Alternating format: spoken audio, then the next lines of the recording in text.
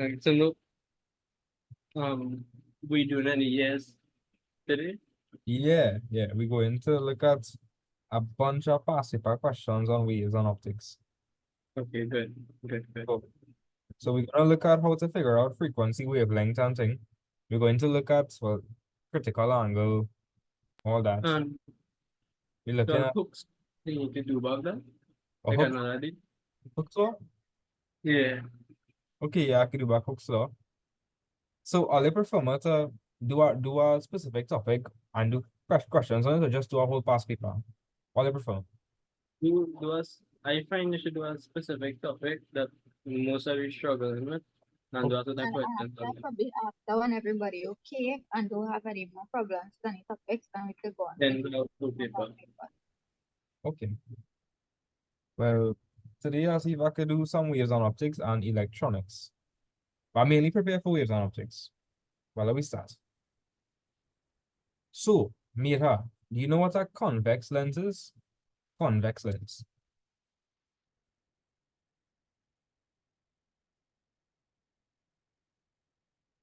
And as one is curved inwards. You talking about this? Yeah. Nah, that would be wrong. The way to remember it, well, how I just remember, how I just remember it, right? This one over here, and it look like it have a cave on the inside. So this is a concave. Yeah. That's concave. So if this over here is not concave, this is convex, it's a different one. So try to draw a convex lens. What does a convex lens look like? If it's not the one with a cave, which one is it? And the one with like the blend outside. So That is the like, one that look like Bob. That is the one that look like Bob. I see it. Simple as that. Now, that too far, this over here, that is a convex lens. A convex lens is also called a convergent lens. Oh my God. Mira, you can do that for the concave lens, right? So Mira, if a convex lens is also called a convergent lens, what do you think happens to the light rays that come in? What does converge mean?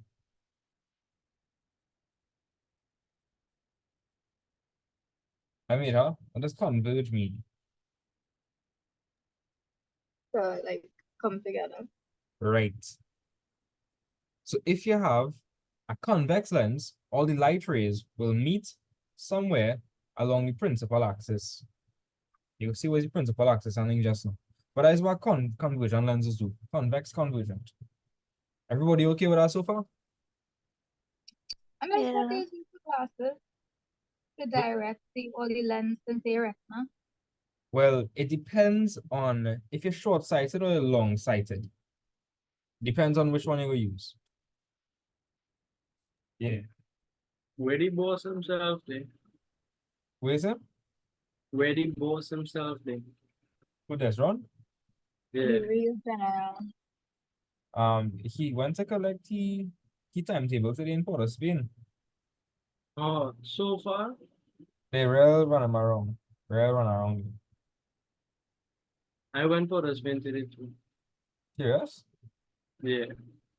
For what? I had some today. Visa. Okay.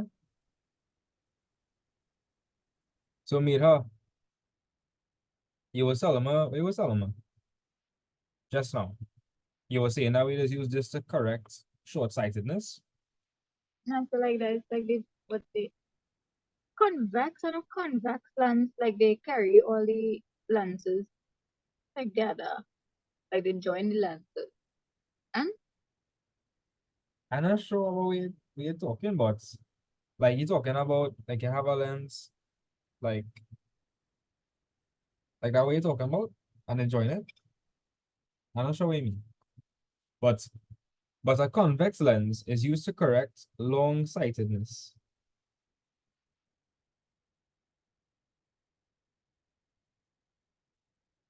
And is a concave lens it is used to correct short-sightedness.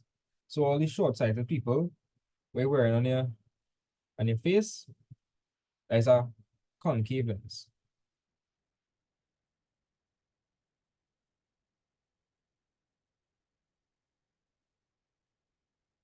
Okay. So Meta, you know it's a convex lens, all right?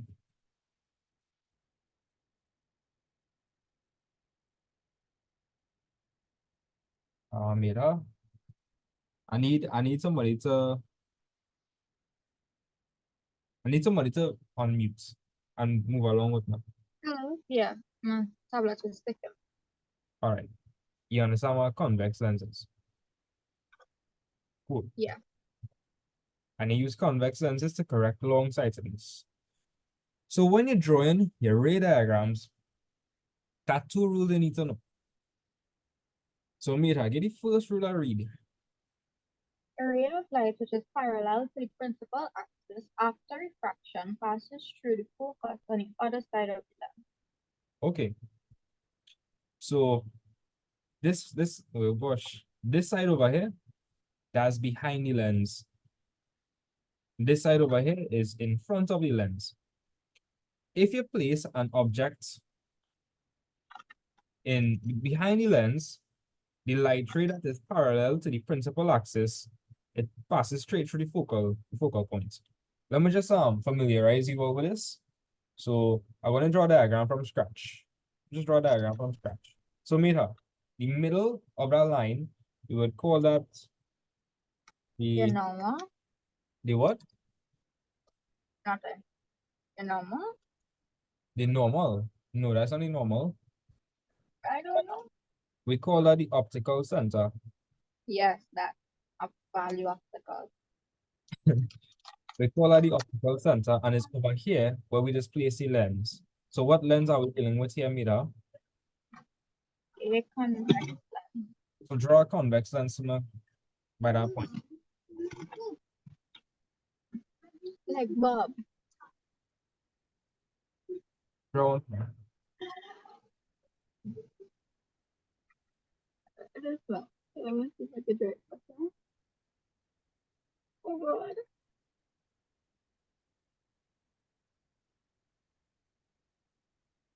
That's let me draw.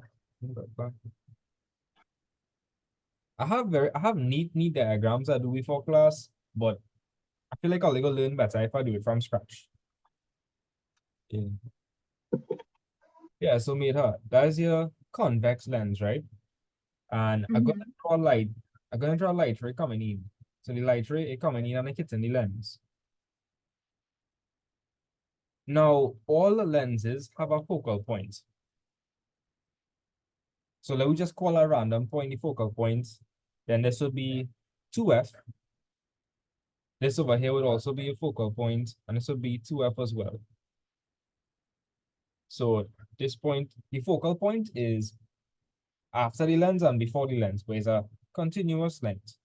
Right? This is 2F, this is F, and this is 2F. We call those the focal point. So Mira, once a light ray is coming and is parallel to the principal axis, this thing over here, the straight line, we call this the principal axis, by the way. So once you have a light ray coming parallel to the principal axis, it passes through the focal point. You understand? I wonder if you understand that. Yeah. Has to be parallel to the principal axis for it to pass through the focal point. That's the first rule you need to know. And then there's another rule you need to know. Mira, look at this diagram. Max, that question. Which one out of these three lines were refracted, meaning they bent? Which ones bent? 1 and 3. 1 and 3. 2 didn't bend because it passing through the optical center. Right? It passing through the center of the lens. If a line is passing through the center of the lens, sorry, if a ray is passing through the center of the lens, nothing is gonna happen to it. And that's the second rule. So you see me here, this light ray, it passed straight through the center, so nothing happens to it. I wonder if you're okay with that. Regine, You have a rule? you can just go back up to the first row. You can just go back up to the first row, please. All right. Just Do you the remember diagram. this from 6? Wisdom? Do you remember this from 6? When you remember that? Yeah. Yeah.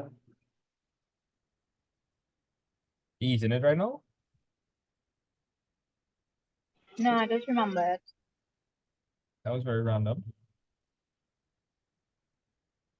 So you all could copy this down if you want.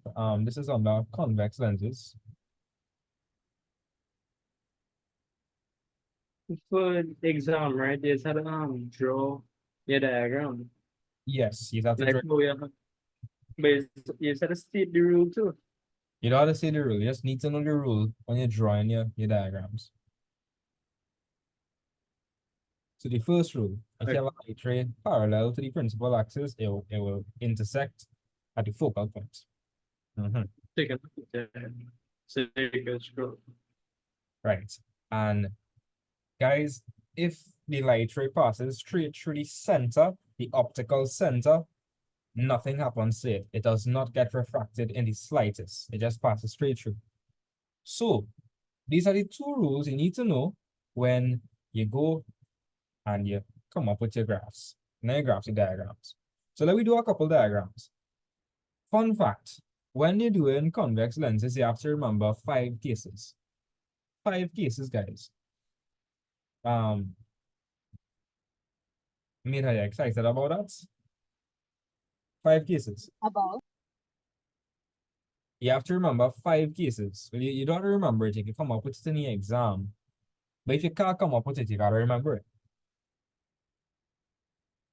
So, Mira, let me look at the first case. Object is beyond 2f. So let me just say you place something and it is beyond 2f, right? So Mira, I want you to just draw a line and the line represents the object. I want you to draw an object somewhere over here behind the lens. Make sure it is beyond 2f. So just draw a line for me with an arrow.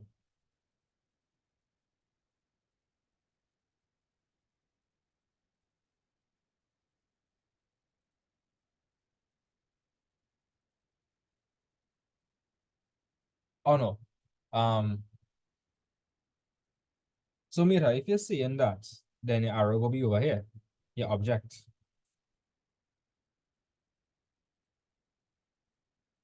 So Mira, let me just say your object is over here, right? mm-hmm. Okay, what? Let me just say Bob over there. I'm gonna get Bob.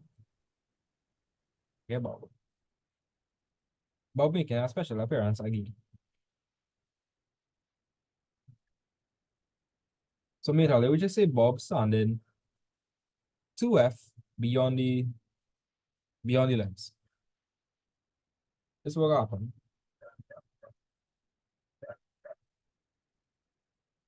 So Mira, if that light ray is parallel to the principal axis, where will it intersect?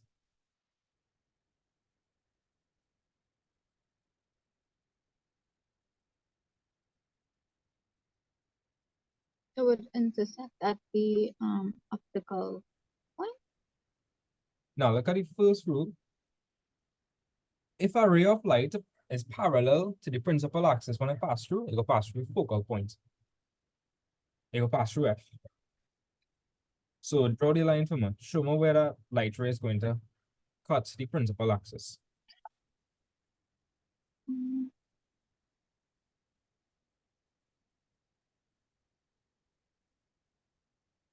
Yeah. Now we have to apply the two rules to figure out where the image is. Set back. So Mira, Bob over here. This is the object. And Mira, after the object passes through the lens, it will become the, what will it become? the image. Right. So to figure out the image, we need a point of intersection between two light rays. So Mira, you just apply the first rule. What's the other rule you know for convex lenses? What's the other rule you know? A ray of light passing through the optical center of the lens goes straight down without being refracted. Right? So this is what you can do for me. Check it out.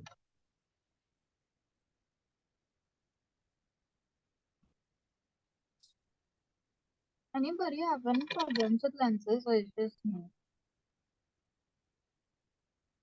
No worries, me too.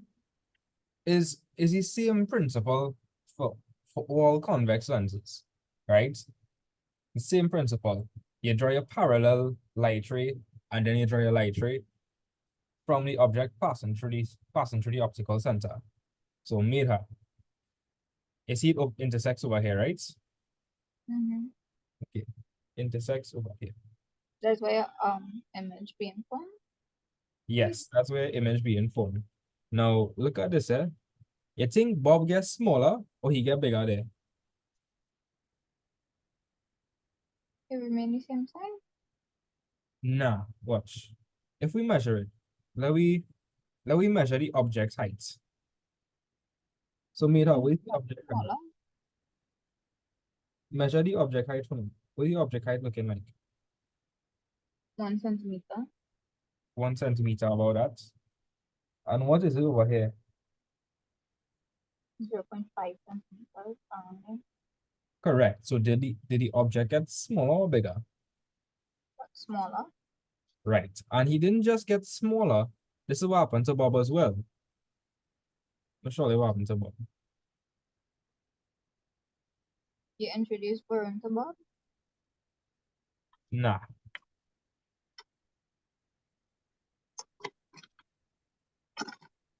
So you would say he's laterally inverted.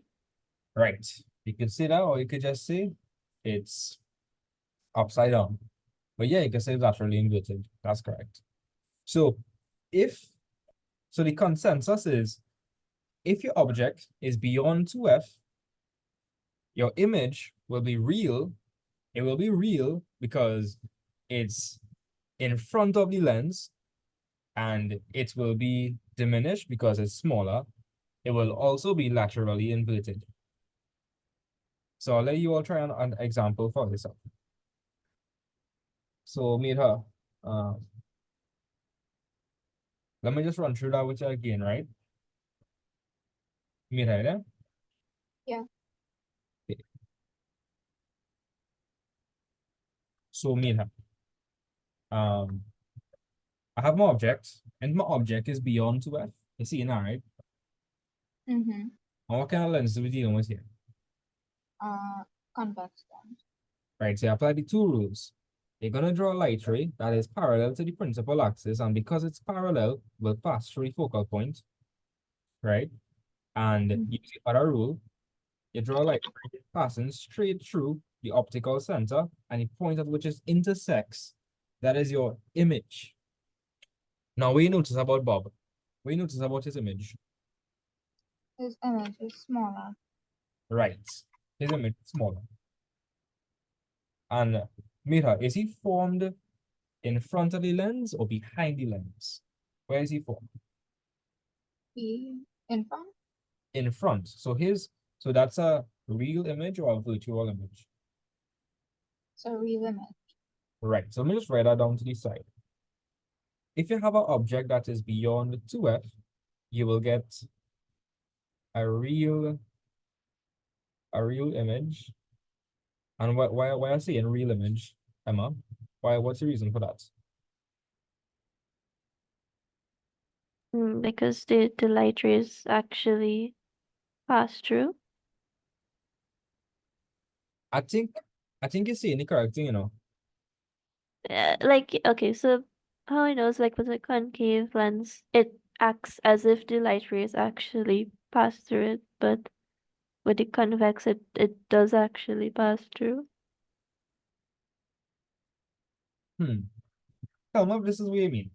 So is a real image if the image is formed in front of the lens and then in back of the lens. That's what you're trying to say? Yeah, basically that. All right. So if it's a real image, the image is formed in front of the lens. Rajiv, this applies when the object only surpasses 2f. Yes, only. That's what I said. I have 5 different cases. 5 different cases. Now, in the exam, you wouldn't see the object like this. Instead of person or something, it's normally denoted by a arrow like that. That should be familiar, right? Let me know if that's familiar. Yeah, so I couple of questions Nice. but But it's only if it passes 2F, like the object is over 2F. That is when I have to use rule 1 and rule 2. no, rule 1 and rule 2, you use that all throughout. All throughout. Oh, Yeah. okay. So, Harun, it was a real image because it was formed in front of the lens. And was it magnified or diminished?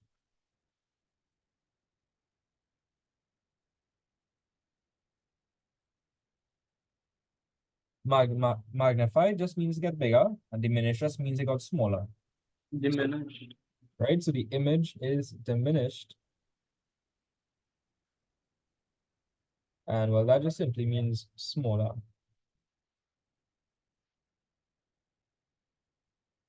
And Cheyenne. Bob is what? He is what? Smaller. Get over here. Yeah. What else you notice about Bob? The upside down. Not very inverted.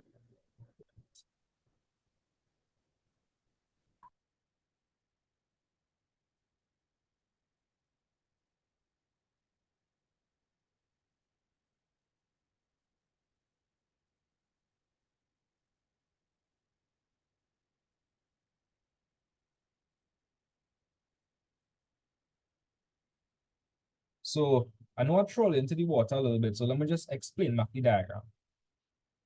In your ray diagram, you must have the optical center, and that's just basically the half mark on the principal axis. Your focal length will be given to you, and the focal length is always measured from the optical center. 2F is just 2 times the focal length, whatever they give you, just 2 times that. And you have to draw it behind the lens and in front of the lens. Yeah. So I'll give you all a question now. Oh, good day, good day. Who does run? We What's see him. What's popping? I know, no, reach home. I gotta chop it. Way. You get through everything, right? Yeah. That is what's important.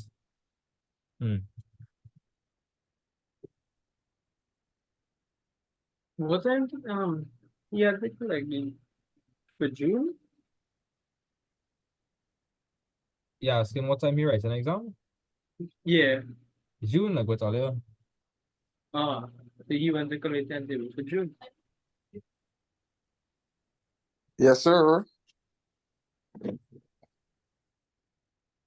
Remember. Hopefully this year exam come easy. Open. I have a weird feeling that I might not. If you know your work, nothing will be difficult. Huh? If you know your work, nothing will be difficult. Simple as that.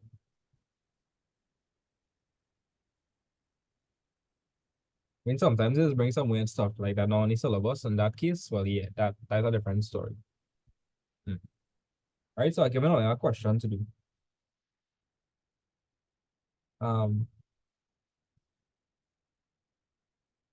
Cheyenne is Hi. Cheyenne, I'm using this example over here. Cheyenne is standing. Um, I'm coming up with a question here. So Cheyenne is standing. Let me just see. Let me get my ruler.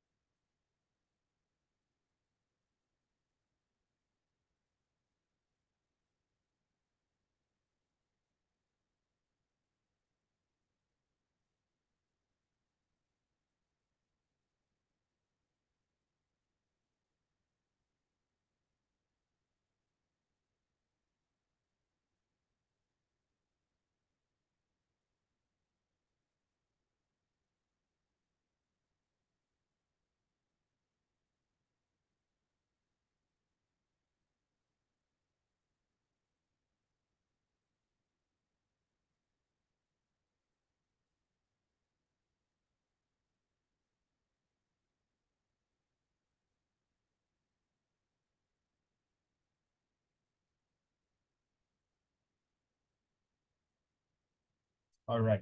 So,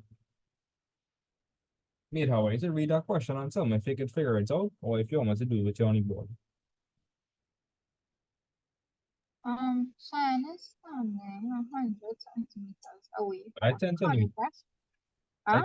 I 10 centimeters. 10? Yeah, Oh, 10. sorry, I don't have my glasses. Cheyenne is standing 10 centimeters away from a convex lens whose focal length is 4 centimeters.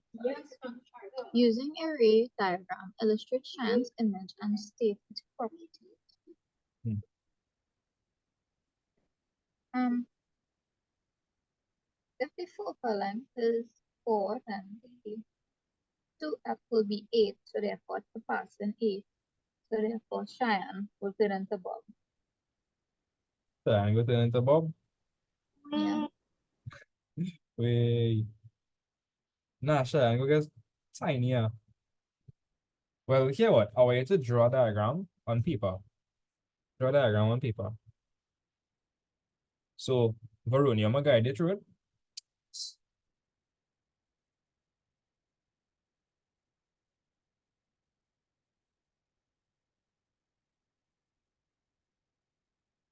Varun?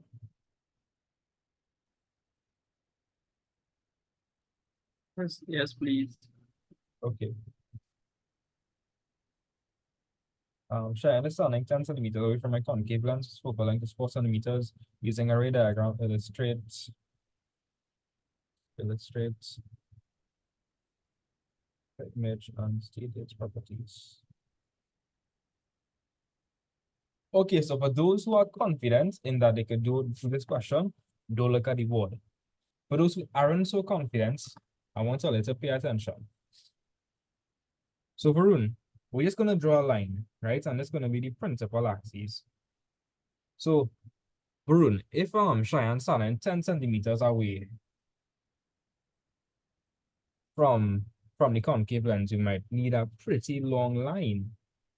So Yeah. I'm gonna draw a pretty long line. So, does the object height matter too? Or If the object height matters, like you could just use like 1 centimeter or something? or wait, I'm supposed to give you that. Okay, I was wondering. Yeah, big up you. Right? And Cheyenne, how tall are you? 5'3". Would it just get smaller, like randomly, or would it get like half the size of 435? Randomly. Okay. Yeah. So Cheyenne, tell me it's in centimeters. 160. 160. Yeah. Cheyenne, who is 160 centimeters tall, is standing 10 centimeters away from a concave lens whose focal length is 4 centimeters. Using a ray diagram, illustrate the image and state its properties. You will have to scale along that diagram. Yeah. Okay, so Varun, I want you to pay attention here. So, first of all, I'm just going to draw my principal axis. That's just a straight line like so. And Varun, what are we going to call the center? The optical center. Right, gonna call that the center, the optical center. Nice.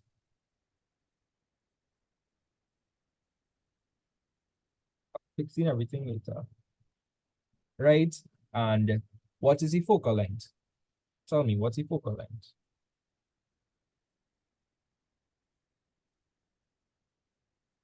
Focal length 4 centimeters in length. 4 centimeters, yeah. So that'll be here. And where else would it be?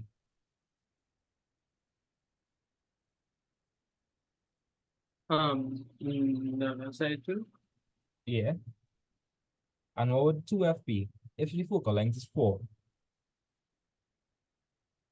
12 could be 8. Yes.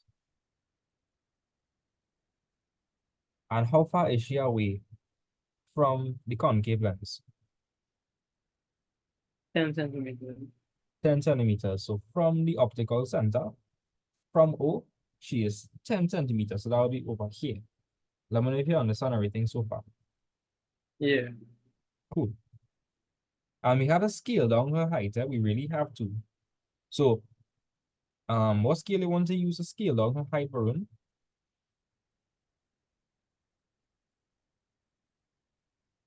Can you repeat that? So we represent 160 centimeters on the screen? No. Now, so we had to scale that down. What you want to use to scale it down? You can use any scale you want.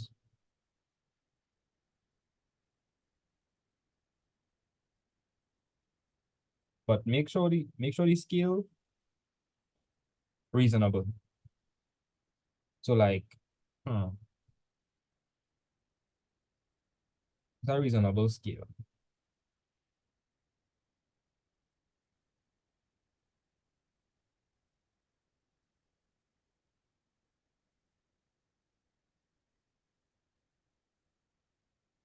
Varun? 2? 2 divided by 160 centimeters. That is 80 centimeters. We can represent 80 centimeters. Um,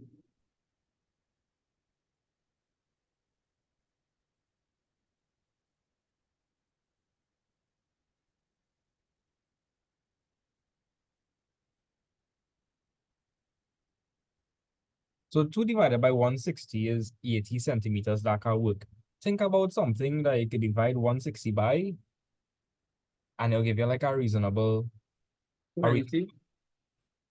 90, 20. 20. Yes, that's what we're talking about. So we're saying every 1 centimeter is equal to 120. right. So if we say in that Cheyenne is how much centimeters tall then? In the diagram. 8. So I'm going to take my ruler. I'm going to measure height of ooh.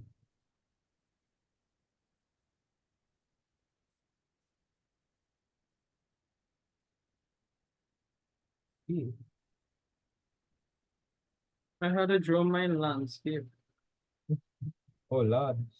I mean it could use even like a scale to scale it down. No, with the line and everything, with the line and everything. Oh.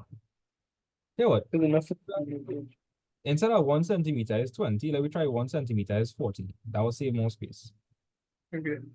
So then how tall she gonna be then on the paper? 4 Right. centimeters.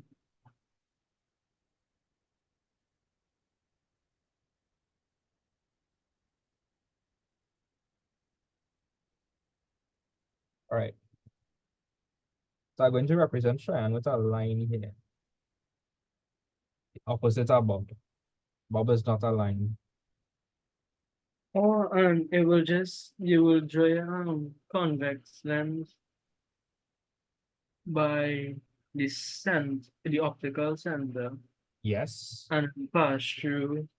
One will go straight through the optical center and one will go by the focal length.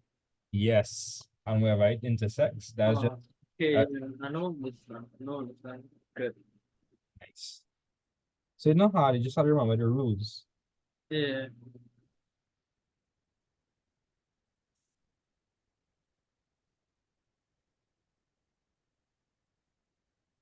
Okay, so for room with trauma lens bigger. Oh good. That's not a. It is not supposed to be a convex lens you're using. This You're a concave.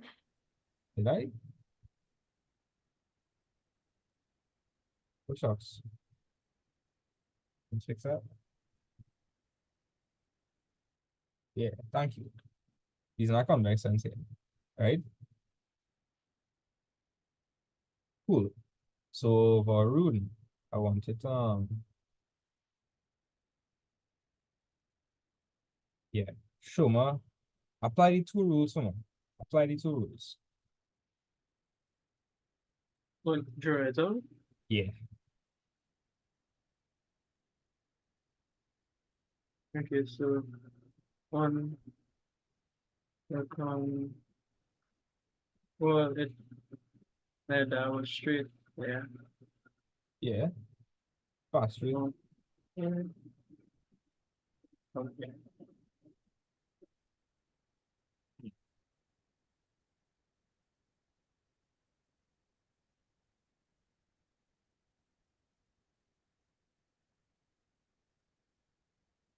Bam.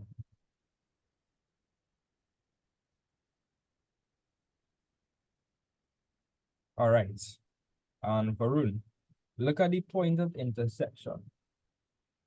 Yeah. What do you think happened to Cheyenne? So get smaller. Yeah, and she also get what?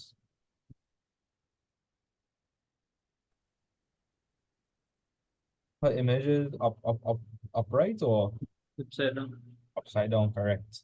So, if I want to figure out the image height, this is what I would do. So, Varun, what are we looking like? 1, 2, I'm looking like 2.1. Um,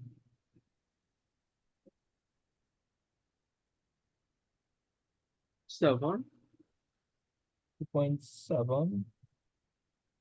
Yeah, I'm looking like 2.7. So you can multiply 2.7 by what?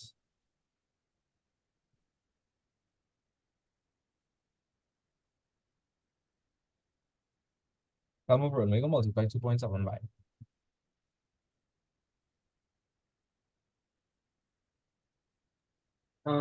Like 40.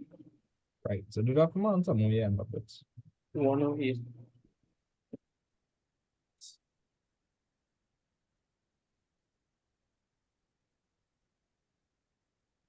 cool.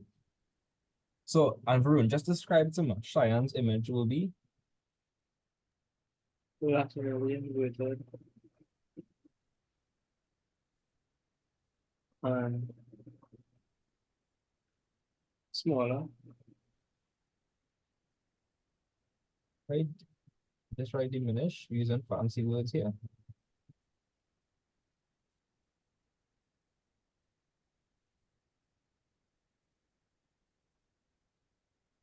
And what else? Did I have have anything else? So laterally inverted is real or virtual? Huh? Is real or virtual? Real? Right. Okay, so Varun, you're feeling confident with this one, right? Yeah. So Varun, you don't even have to like what like you was saying, right? You don't have to remember the cases, you know. You just had to know the two rules. And once you apply the rules, you go see if it's laterally inverted, if it's diminished, or if it's real. So we go speed through the other rules and made how you understand this. Yeah. And guys, they have a formula you could use. I'm gonna show you the formula I'm talking about. So when you're dealing with waves and optics, these are generally the formulas you need to remember. But the specific formula I'm going to show you is 1 over f is equal to 1 over u plus 1 over v.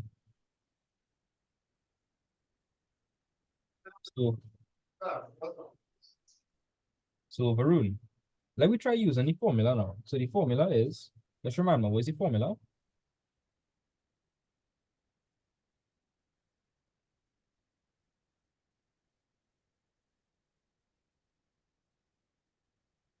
Varun, remember the formula? Can I hear in Varun? Shine, you remember the formula?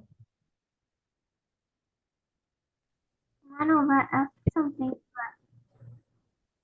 1 over f, And then I have a U. 1 over u 1 over U. plus 1 over F. 1 over f again. Okay. Yeah, we v. Okay. And what does f represent?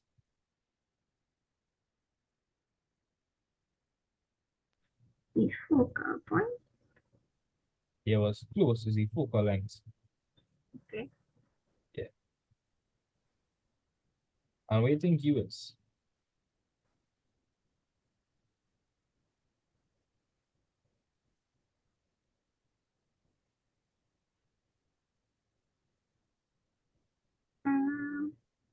So That is your object distance. I It should be thought it was gonna start with you. And V. What do you think V is?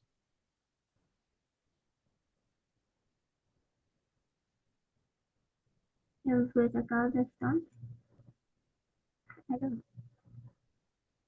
Cheyenne, think about it logically. You have an object on your hand. You have an object, and what else you have? Image. Right.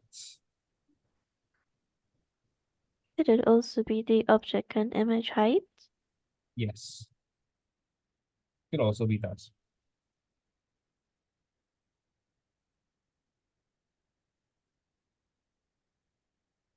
Let me see if it will work.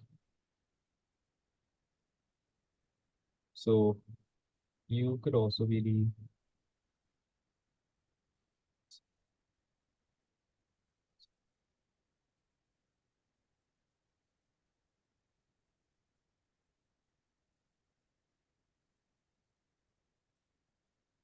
right. So Emma, what was the focal length?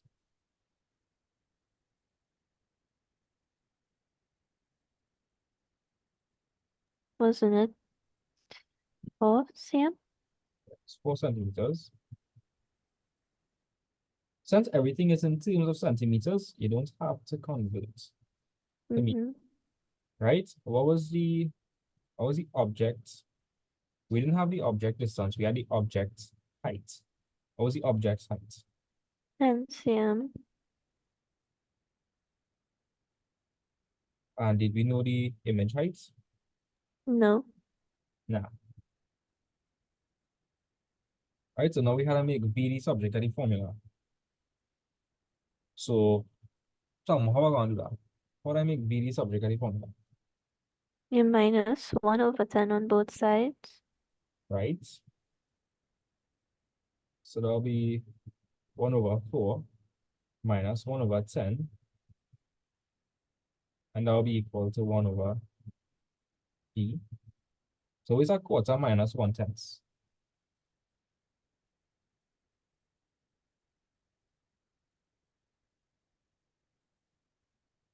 3 over 20. What U is in the formula? Wait, is it?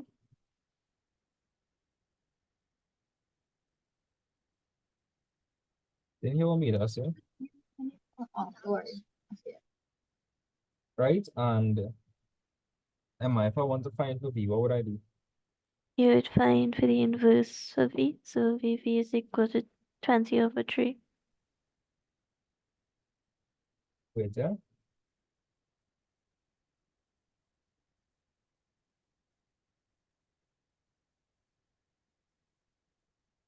When you do this, you wouldn't find for her height. You could find for the distance, the image distance. But we'll continue. Right? So if I want to find for V, I can just reciprocate both sides. So V would be equal to 20 over 3. And what is 20 over 3? To 2 decimal places, 6.671. Yeah.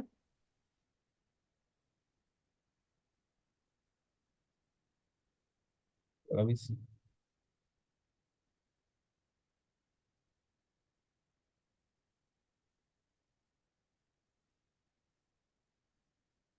Yep. Now looking like 6.67 or around that. Mm-hmm. Yeah. Mida, are you shocked? Look at that. It's 6.67.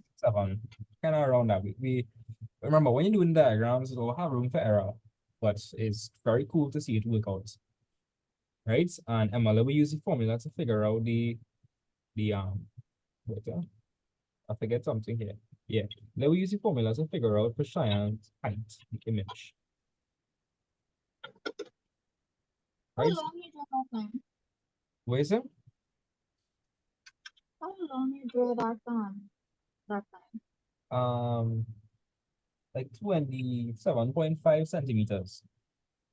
But My page is not long enough for that. But truth be told, you could use like 0 to 20 if you had enough space for that. Could I do 0 to 20? You do 0 to 20. Alright. So Emma, let we do it for the height now. So that would be a quarter, right? A quarter. And what was Cheyenne's? What was the object's height?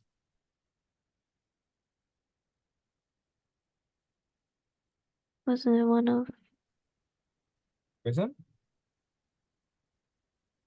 It wasn't 4? the object height was 160.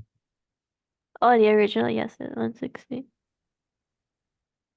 The only reason we scale it down is to fit this new page. But yeah, they will have the kids for that over here. Alright, so it's the same kind of steps. I would move across the 1 over 160. So I end up with a quarter minus 1 over 160.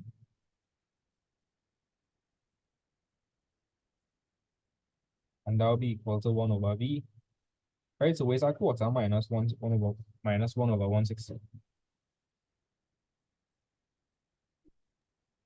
You get in 39 over 160, which is equal to 1 over v. You get 39 over 160. Mm-hmm.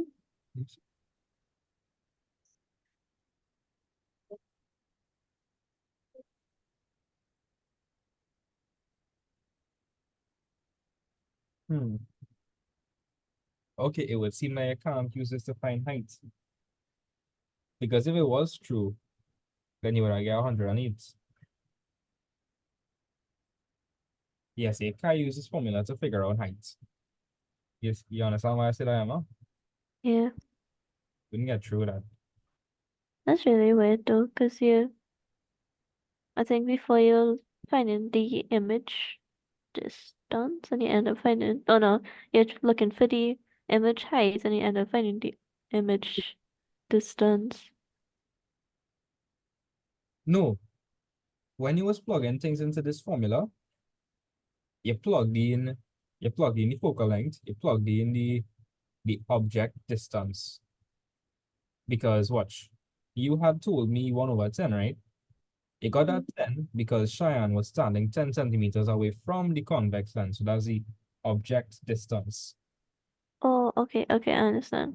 So yeah, now finding for the image distance. So let me stick with this. Right? So you use this formula if you want to figure out object distance and image distance. Now, you know what it could do though? Emma, you know what it could do? Well, It uses formula over there for magnification. And so you have two different formulas for magnification. You have hi over h0, which is your image height over your object height. Or you could say your image distance over your object distance. Now in this case, do we have the height for both? Or do we have the distance for both? In this example, the distance. right. So what would my image's distance be? What is my image's distance? 6.67. And what is my object's distance? 1 over 10. Sorry, 10, sorry. So your magnification there, well, it's not really magnification, right? It's not really magnification, it's again smaller. But you can multiply by a scale factor, right? So the magnification, that will be image distance over the object distance. That will be 6.67 over 10. So Emma, what is 6.67 over 10? 0.667.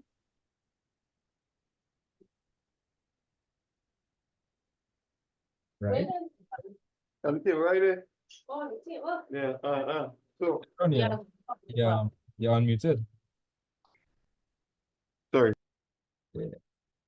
So, Emma, if we know what the magnification is, we could use that with the formula for height to figure out the height. So, Mhm.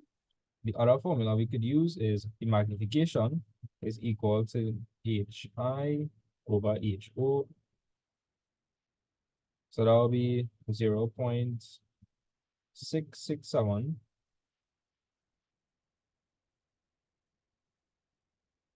is equal to, do we know what the image height is? No, No, we don't know what the image height is. Do we know but what the, they 160. right? So say just multiply both sides by 160 and we get.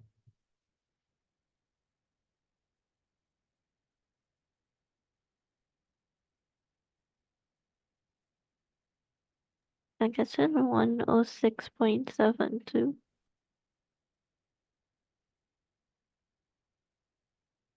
Yeah, that's very close to our answer, what we got. Which one will be more accurate? The calculation or the diagram we do? Which one will be more? Calculation. Yeah. So this is a, if they do bring a question like this will be like a 6 marks kind of question. So, Mira, you want me to explain it back to you?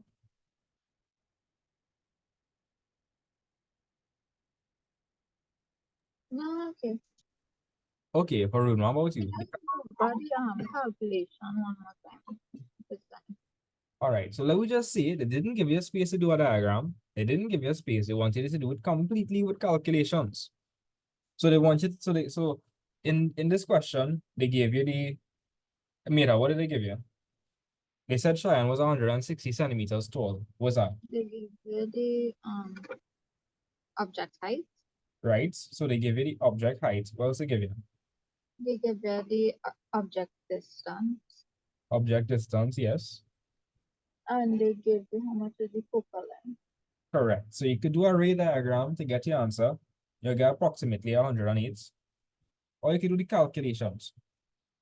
So Mira, this is the first thing that should come to mind. 1 over f is equal to 1 over u plus 1 over v. Right? F is your focal length, u is your object distance, and v is your image distance. Mira, you cannot use this formula to find height. You can't use this formula to find for height. Understand? Can't use this formula to find height. Yeah. Using this formula, what did I find for? So I plug in everything into that formula and what I end up finding? What I end up finding? Tell me. You found the image distance. Right? So I know my image distance and what else I know? You know your object height. I know my object height, right? But I'm talking about like corresponding. So like I have my image distance and I have my Have no, your image distance and your object distance.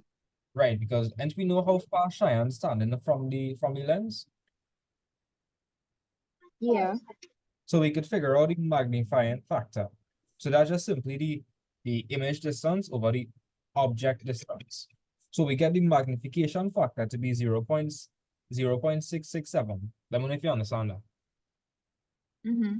Now, magnification is also HI over HO, the image height over the object height. So I know the magnification is 0.667, so I put it there. And I'm trying to find my image height, so I left it blank. But do we know what the object height is? Yeah. The object height is 160. So I plug that in. I wanted to find for the image height. So I multiply both sides by 160.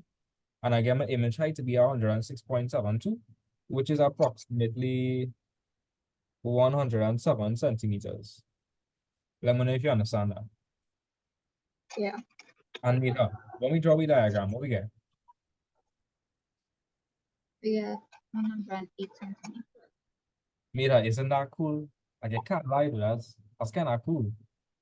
No Yeah. matter everything matching up there. the theory, practical, working out well. Cheyenne, you want me to explain back anything? Let me, Just a tree diagram. you want me to explain back the diagram? Yeah, just the diagram. Okay. So Cheyenne, get the question I read one more time. Sharon, who is 160 centimeters tall, is standing 10 centimeters away from a convex lens whose focal length is 4 centimeters. Using a ray diagram, illustrates the image and state its properties. Okay. So are you standing beyond the focal length? Are you standing 2 times beyond the focal length? What are you doing? What, Cheyenne, where's the focal length here? Where's the focal length? 4 centimeters. And you are standing 10 centimeters, right? right. So is 10 centimeters more than 2 times 4? Yeah. So you're standing beyond the 2f. Yeah, okay, yeah. So let me show you how I figure out the diagram. Mm-hmm. So 0, that's the optical center, right? 4 centimeters away from the optical center. That is my focal point here. And then 2 times that is 8. And then you standing over here because that's 10. Yeah. Right? And the same thing on the other side. 4 centimeters away from the optical center, right? And then 8. Mm-hmm.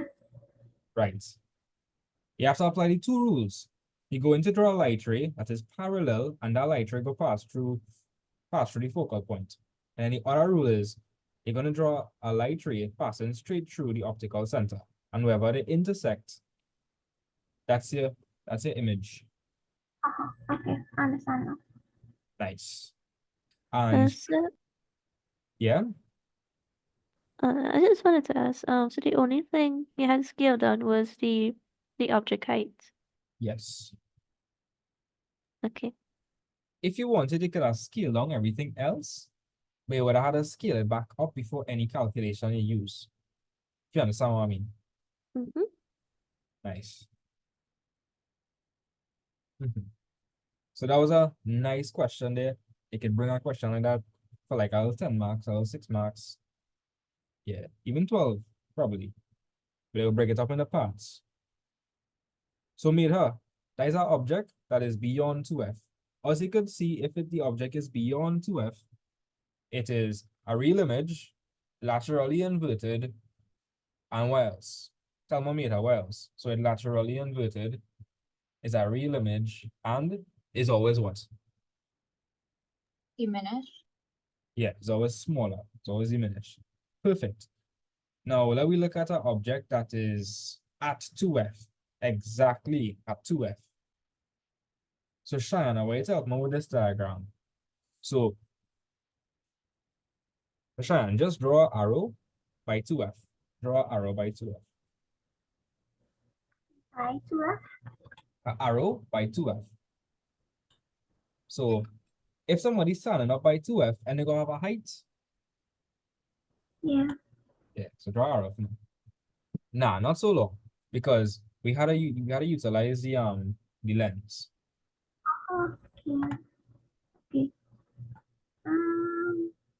Right D. Yeah, that will work.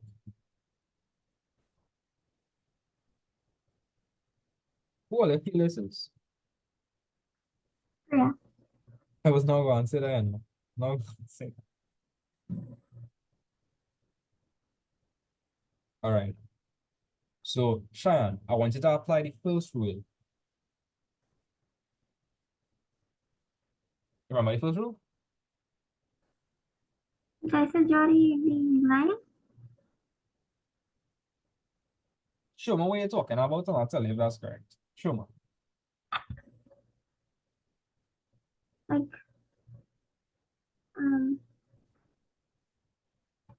draw to the center thing. Right? That's one of the rules you need to know. That was the second rule. And what's the other rule you have to apply there? Draw it. Draw it perpendicular. Parallel. Yeah. Right, so you need to draw a light wave that is parallel to the principal axis. So, here what, I will help you out with this diagram and you go do the other diagram by yourself. So that's the second rule. This over here, this is the first rule. Watch. So that red line is parallel to what? The axis. The principal axis, right? And any line that is parallel to the principal axis will pass through the focal points.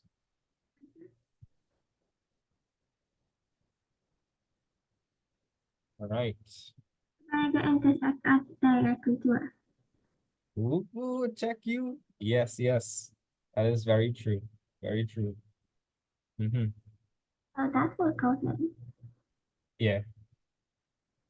Did work out quite nice. And it's supposed to intersect at 2F. Exactly at 2F. Nothing more, nothing less. That's how these cases work.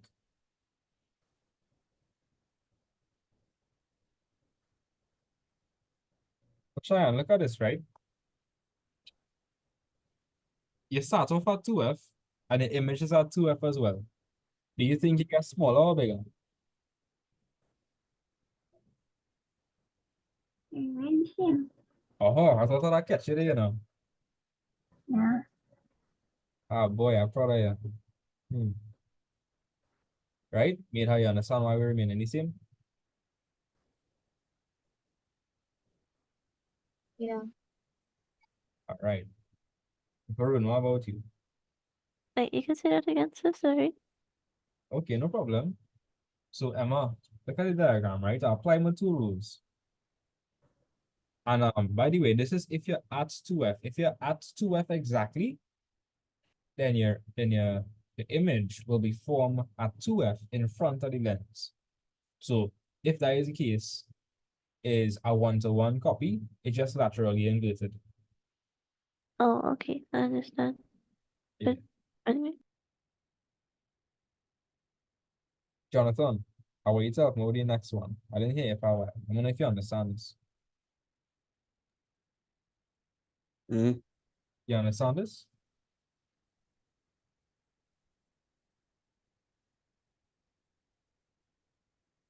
I don't know if you With the understand. diagram? Yeah. Yeah. Yeah. So Jonathan, some of the properties if you're at 2F. If your object is at 2F, what are your properties? The object at 2F. Yeah. Look at the diagram. What's properties? I have no idea what accent when you say what's the properties. Okay. So let me give you an example of a property. If this is the object height, then the image will have the same height because starting at 2F and then ending at 2F. So it being identical, that's one of the properties. So your image, Oh, the image and object. okay, yeah. So it'd be identical. It would have like the same distance. It would have like the same image distance. But you mean the same distance from the optical center. Yeah. Mhm. So the image and object are the same size.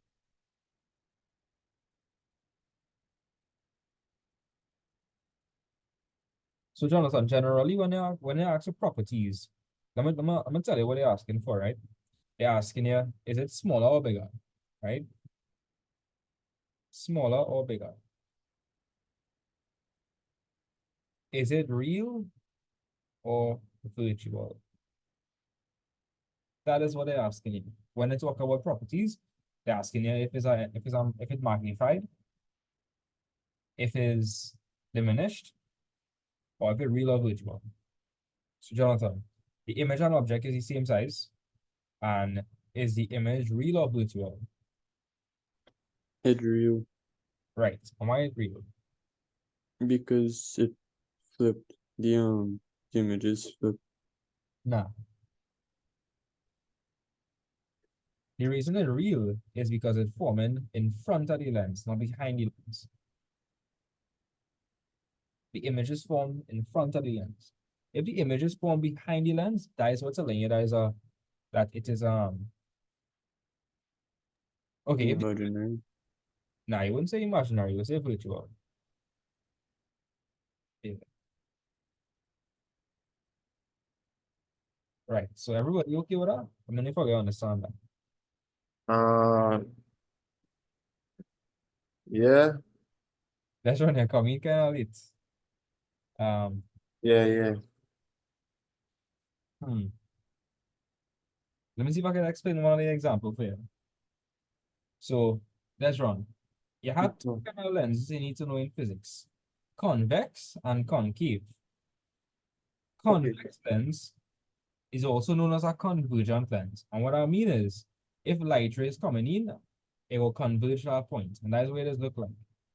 That's how you represent a convex or a convergent lens, right? Okay. Yeah. Cool. The two rules you need to know. A ray of light, which is parallel to the principal axis after refraction passes through the focus. So that's wrong. I'm not confused here. You have a principal axis. That's a horizontal line. In equation, they will tell you what the focal length is. All lenses have a specific focal length. That is where the light rays would focus on. Right? So that's wrong. This is the first rule. If you have a light ray and a coming parallel to the principal axis, it's gonna pass straight through the focal point. That's the first rule. The other rule, if you have a light ray passing straight through the optical center, nothing will happen to it. It will remain the same. Okay. You could see that over here. Look at this one. This was the only one that didn't get bent because it passed through the center. Hence, Yeah. right. So you're just applying those rules from there. That's all you're doing. You're just applying it. So in this case, Okay. your object, I place it at 2F. At 2F. So I draw a light ray parallel, say pass through the focal point. Then I draw one passing straight through the optical center, wherever it intersects, that's the image. That's where the image is formed. Okay. So that's wrong. Was the image formed behind the lens or in front of the lens? Behind the lens or in front of the lens? You can get in front. Yes. This is behind, this in front. So Yeah. if your image is formed in front, it is real. If it's formed behind, it's virtual. Right? Okay. And does the image look like the same size as the object? Some of it looking like the same size. Same size, yeah. Yeah. Right? So the image and object are the same size. It's a real image and it is laterally inverted or upside down. Yeah, upside down. All right. So you can help me with the next question. Hmm. So that was if your object is at 2F.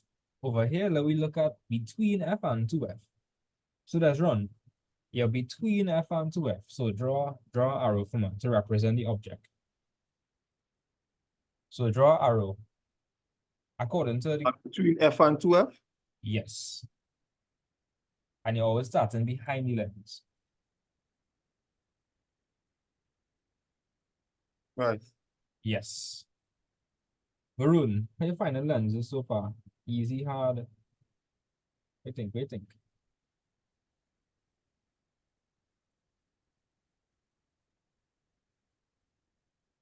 All right, nice. I see two maroons. That's weird. Is that a new topic? No, this is this is crash course. Okay. Yeah. Remember, then when I do all of these topics in school, so I doing topics in Okay. particular, like this give them trouble. Okay. I understand. Right. So let's run. I want you to apply the first rule. Apply the first rule for me. Okay. First rule. You're going to. Hey, Wait, that's Cheyenne, I see tell me something on the chat. That's wrong, eh? Narrow? It would not be virtual. Oh, It you say it is virtual because it start before, right? yeah. That's not what I mean, you know. I'm talking about where the image is formed. Okay. Yeah. So when you apply the two rules, wherever they intersect, that is that's where it is. Alright. Desron, that's yeah. that's partially correct. Partially correct. Okay. I explain. It has to pass through the F. Has to pass through F. Has to. Okay. Okay. I'll pass through the focal point. What I call it? Yes, that's self. That's why we just call it the focal point, eh? Because that's what we like this focus. Okay, I understand. And different lenses just have naturally different focal lengths. All right. Yeah. Okay. What's your call now, buddy? Okay, that's run. Continue to help, man. You do a good job so far. So apply the other rules for me now. All right. The next one is you're going through here, and then you come into touch. Wherever you're touching is the I can't remember the word they call it. How about I?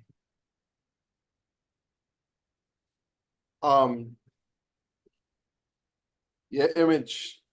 Right. Think about it like this, and that's run. And when you take a picture on your phone, you say, I take an image. You don't say it, you take an object. You know what I mean? Yeah. Yeah, so this topic is directly related to photography and thing. Okay. That's why them zoom lenses is be so big. Mm-hmm.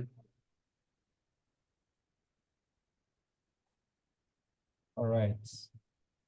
I had to draw your arrows there. See what I do? I had to draw the arrows. Okay. So let's run. Do you think Yeah. do you think the image gets smaller or will get bigger? Okay, bigger. Get bigger. So where you think you could use that convex lens? What do you know? What kind of tool you know that's make things bigger? Yeah, magnifying glass. Right. So magnifying glasses actually use convex lenses. Yeah. The more you know, right? And if any of you all ever tried to try to make a projector with a magnifying glass, you will realize that the image it produces is a one-to-one copy, but it's just upside down. Yeah. Okay. So that's wrong. You see it here. Yeah, your image is bigger, smaller, where it is.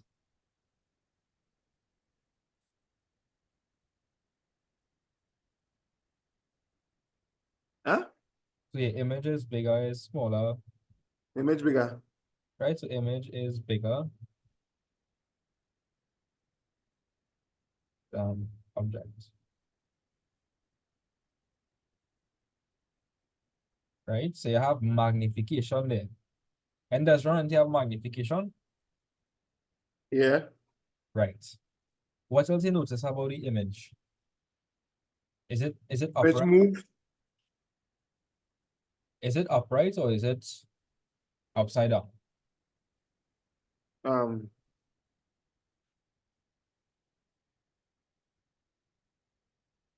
Look at the direction of the arrows. Open So upside down. Yeah, upside down. is it a real image? Um. Is it formed behind or in front of the lens? Oh, yes, yes, yes. Is form A what? real image. A real image. So Cheyenne, you understand why we see it as a real image? Yeah, It was a real. real. Miss out on that, boy. You miss out on that. Yeah, We okay. Cool. Right? So these are the specific properties here. If you want any tests, you can sketch it out fast and do a sketch in the exam and figure out the properties, or you can just memorize it. So once you're so guys, once you're at once your object is beyond 2F, it will be a real image. The image will be diminished and it'll be laterally inverted. If you add 2F, the image and object is the same size, is real image, upside down, them kind of thing. So who want to help me with at F? Who wants to help me out with that? Can I help? Sure.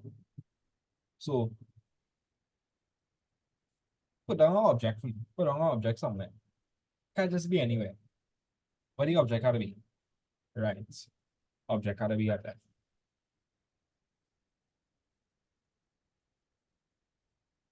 Cool. And I want to apply the two rules.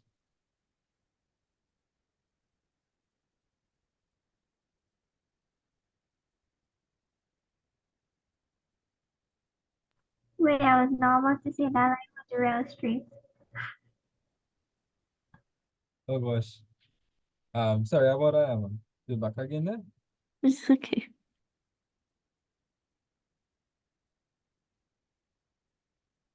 It's supposed to go through this.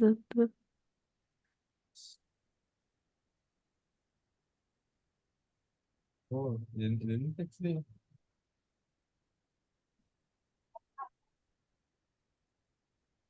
What are you notice about them lines? What are you notice? Them lines are Parallel. they're parallel. So this one actually interesting, eh? You would say that the image is formed at infinity. Like no joke, you actually say that. Yeah. To infinity and beyond. Yes. So with this over here, you're gonna say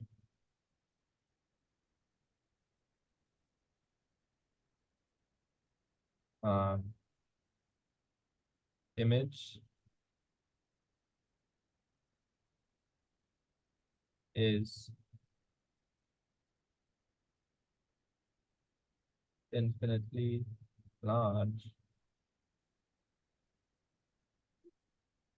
Image Oh, I thought you would say that how it no image form or something. and that's what it actually say. Like if you look at our physics textbook, I think that's what it say. Oh, okay. The next case, you go see that. You can see why. Image formed at infinity. And you would have a real image. Made her confused by anything I did so far in this topic? I mean, huh?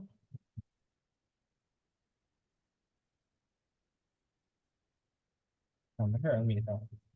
Emma, you heard me, huh, just now? She got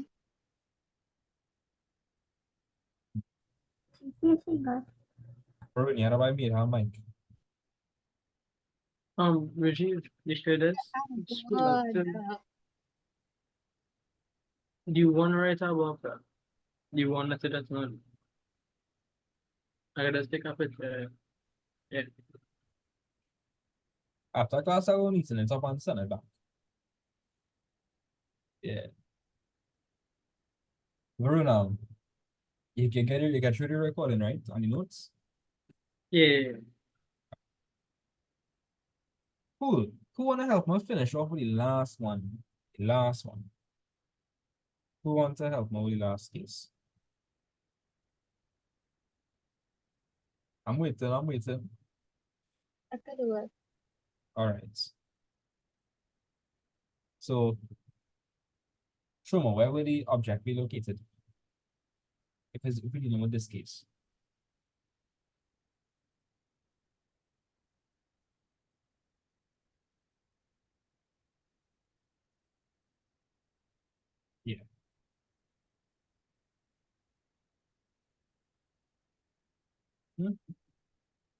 Right. And I way to apply the rules, just make it a bit taller.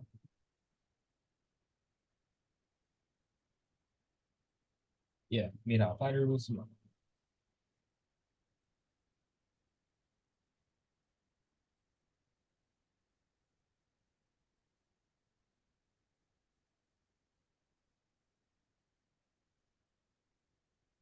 Right, so that's rule 2.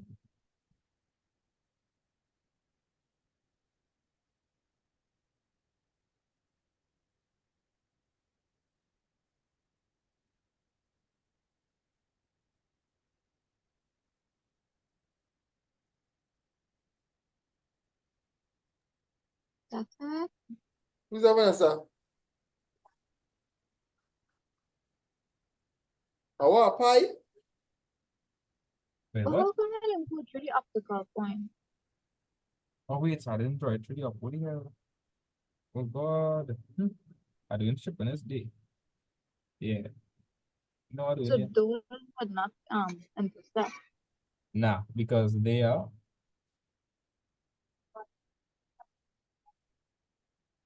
Will they ever meet? Between optical and focal point. Once in between the optical and the focal point, no image will be formed. None. Because as you can see, the lines, they are divergent from each other. And you see that? Yeah. Yeah, no matter how much you extend this, they would never meet at all. At all. Emma, you understand that? Yeah. All right. And just like that, there's the 5 cases you need to know for lenses. Well, convex lenses. Where I deal with concave lenses now. But concave lenses is just one case. Just one. Literally. That'll be easy.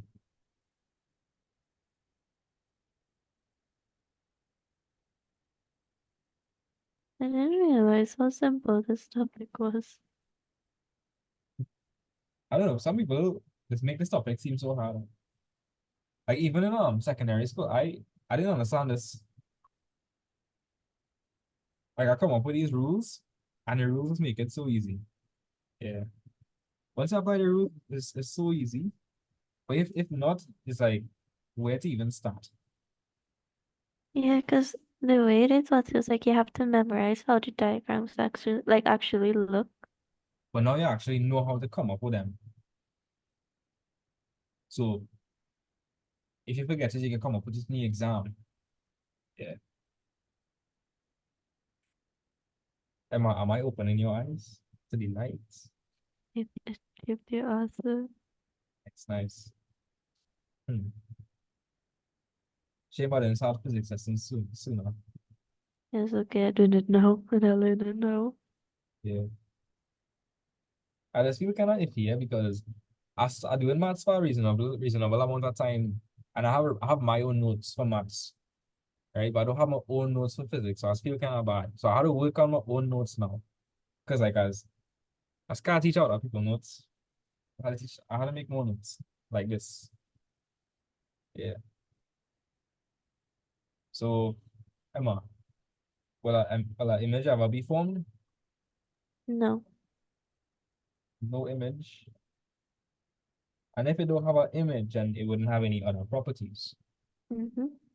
Yeah. So those are the 5 cases covered. Oh wait, I forget to put arrow over here. Okay. Right. Varun, you okay with convex lenses?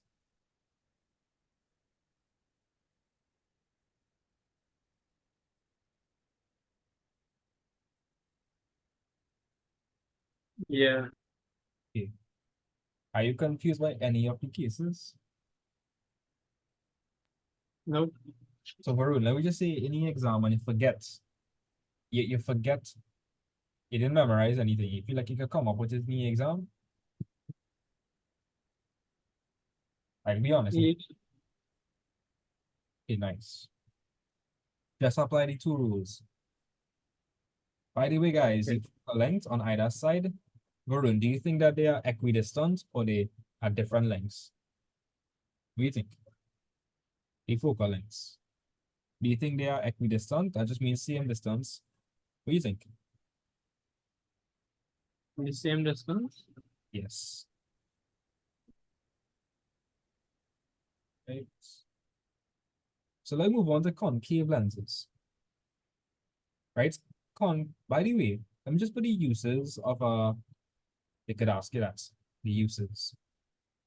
So guys, what do you think you use convex lenses for? According to the diagrams, we notice that convex lenses could shrink things and it can magnify things. So where do you think you would use a convex lenses? Sorry, a convex lens. Somebody tell me, where would you use a convex lens?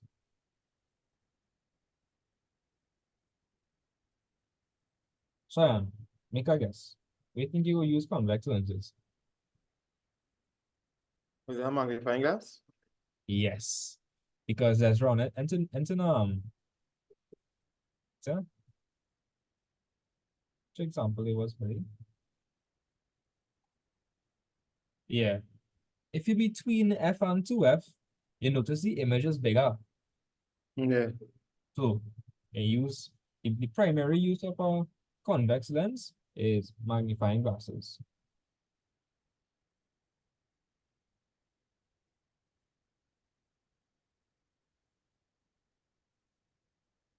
Right? And they also use this to Isn't it used in glasses to correct long-sightedness? yes. Use You could say in like a telescope too. yeah, it could. Basically anything that has to do with magnifying, it uses or magnifying or reducing in size. Using glasses to combat. I'll go explain the long-sightedness part from a biology standpoint just now. Because I know some audience right bio. And that's when you doing HSP. And you do eye something? Huh? That's one. And you know about eye something like the structure of an eyeball and Yeah, a little bit, yeah. any testing you on that for HSB? I believe they're testing you on that. Um, no, not really, to be honest, you know. Or I'm not so in depth. I see.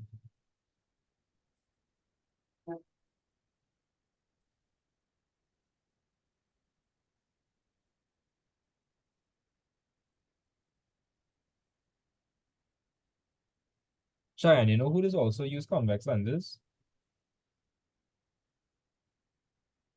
Who? Trinidad people, especially Trinidad auntie and grandma and thing. Auntie and Okay. Um, because it is real zoom up on thing and see and macro boy. Hey. All right, so Neha, you know how long sightedness is work? That's in your bio knowledge, yeah.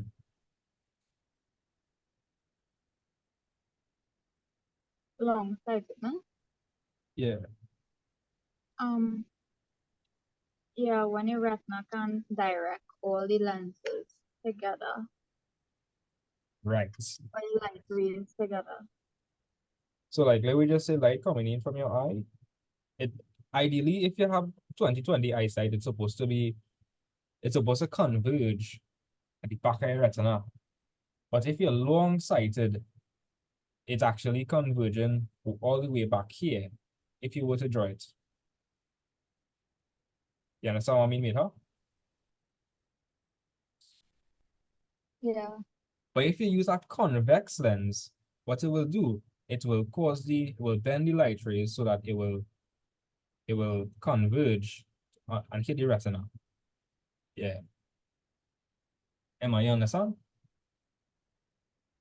Mm-hmm. Interesting, Bible. Yeah. You might be asked this, perhaps. Yeah, and all the parts of the eye and thing. I forget that. I just draw very rough sketch here. Eyeball it. You guess I can say eyeball it. And if you were short-sighted, that means the light converges a bit too soon. And so, watch, You could have asked me that. I was wrong, sorry. shucks. Well, Cheyenne, if the light rays a conversion before it hit the retina, what lens you go use to prevent that? Or make it converge further on? Concave. Concave, because concave lenses cause light rays to what?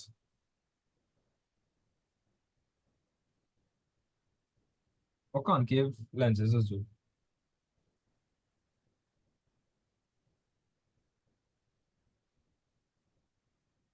Okay, so Did-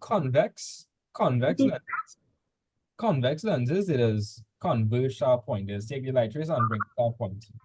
It is diverge. What is it? Diverge? Yes, yes. So, Cheyenne, if you're short-sighted, the light rays does intersect prematurely. So what you would do is you would use a concave lens to kind of spread out the light rays so that it hits further on down the line by a retina. You understand? Yes. It cause the light rays to diverge a bit. And any bio students know the scientific word for long-sightedness? Hypermyopia. Ooh, no way. Very detailed. Pronounce that again, eh? Hypermyopia. Okay.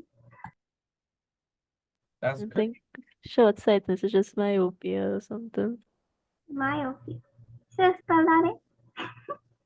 It's not actually, say where just don't say. I think you say slightly wrong. Myopia or something. Nah, for long-sightedness. Oh yeah, the hypermyopia. Nah, it's just hyperopia. Oh, okay. Hyperphobia. So the opia part that has to deal with sight. The hyper, that is the I never do English in a long time, but that's prefix or suffix. That's that way.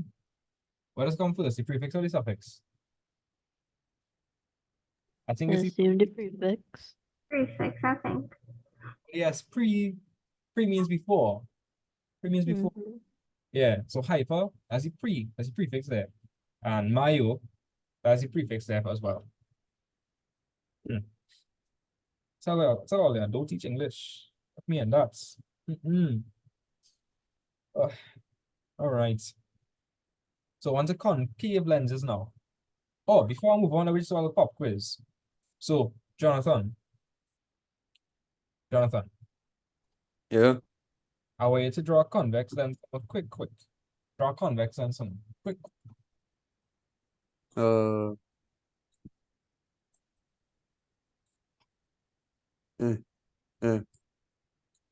I know. And a convex lens, it causes what? And draw the light rays. Show me what a convex lens is. Where does it with the light rays?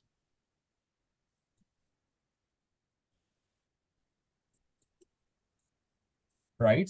And made her way to tell me the first rule. What's the first rule when dealing with convex lenses?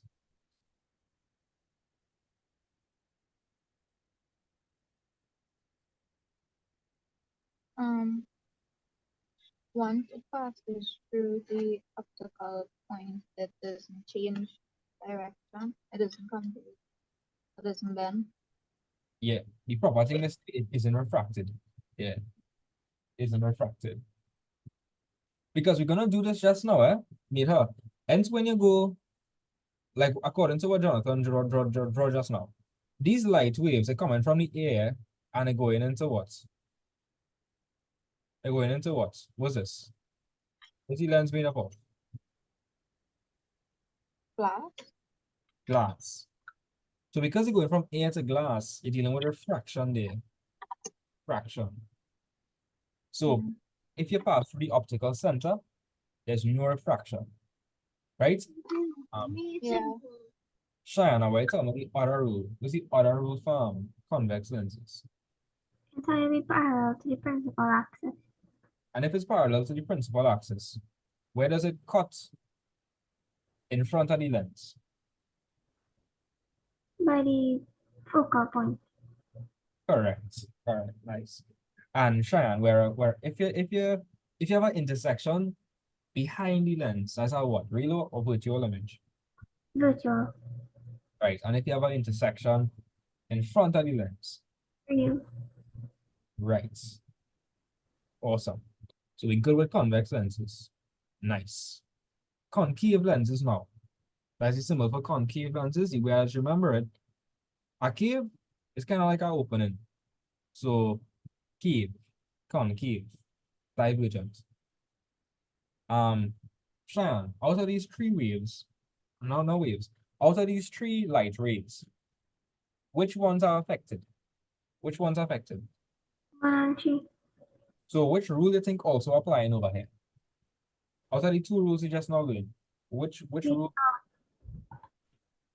entirely parallel to no. The oh gosh, this second rule now.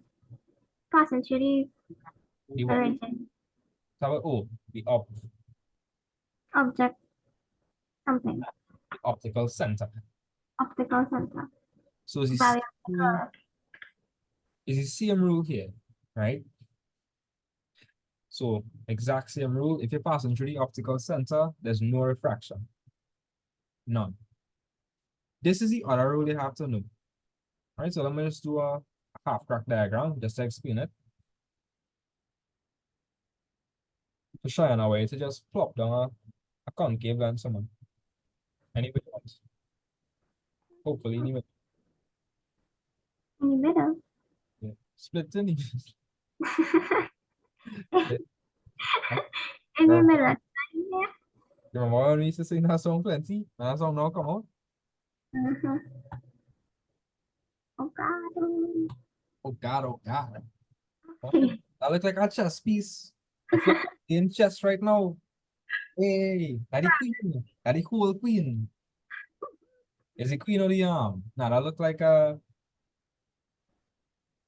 The whole blinking market. Jonathan, which piece is this again? I don't know. I don't play chess. Jonathan, which piece is that in chess? The top Which right, what is huh? the top right does look like a castle. The road? Think so. And you and Jonathan, let's play. Sorry, and you and Ruben, let's play chess. Sometime, yeah. The road. I know Jonathan. Sorry, I know Ruben real like chess. He addicted to that. Yes, he is overly addicted to it. He could talk about our whole day and not get bored. Like how I could talk about physics and maths. Yeah. Wait, that's not like a fart just now. Someone just saw fat. What? No, I was stretching. Oh, bruh. Yeah. Huh? So Jonathan, the first rule. Oh wait, before I do anything, I want you to show me where the optical center is. Show me where the optical center for this diagram will be.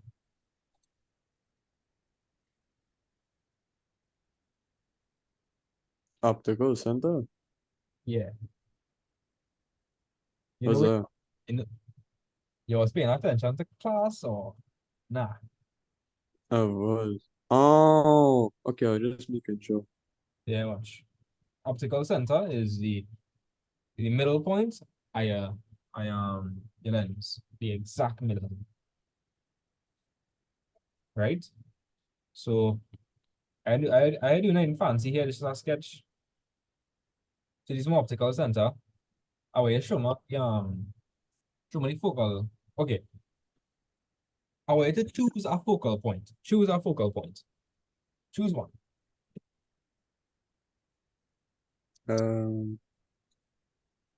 Yeah. Okay.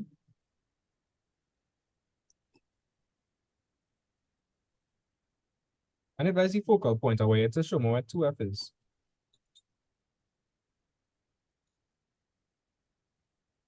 It would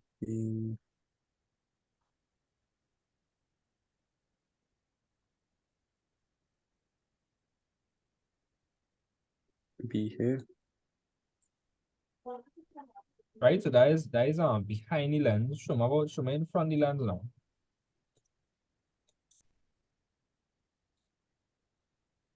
Be the same distance, so yeah. Yeah, Emma, we go take that? say the same distance. What is it? We go take that? Or were you paying attention? It was dilly-dallying, you know. Yeah, what's it? Sorry. The amount of time you just post animals on your story. It's insane. Oh, Feel no, like- I didn't post anything else. I was just watching the book. Oh. So, I just doing a quick sketch of a concave lens. The real diagram for a concave lens. Mhm. Yeah. So, Jonathan, Mhm. this rule don't ever change.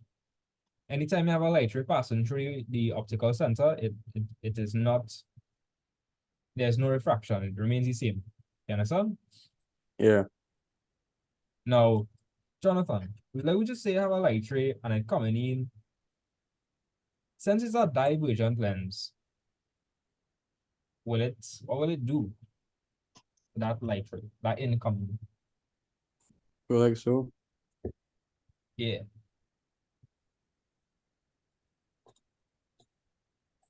Now let me show you this trick, eh? Now, Jonathan, don't just do that. Mm. Don't just do that. When you're drawing your diagram, Mm. this is what you're gonna do for me. That is what you have to do. Oh, it's like a good match, like so. Mhm. I can't draw straight. So that is what actually going on. But if you want to figure out where your image is, you would have to do this. You would have to extend it like so.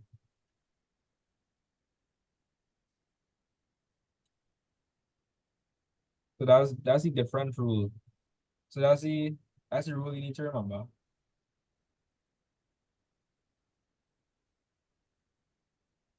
Yeah, Jonathan.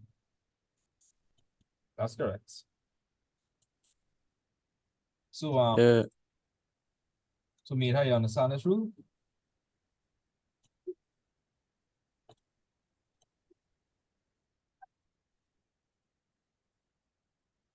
Mira, I mean if you understand this Yeah, rule. you could explain it.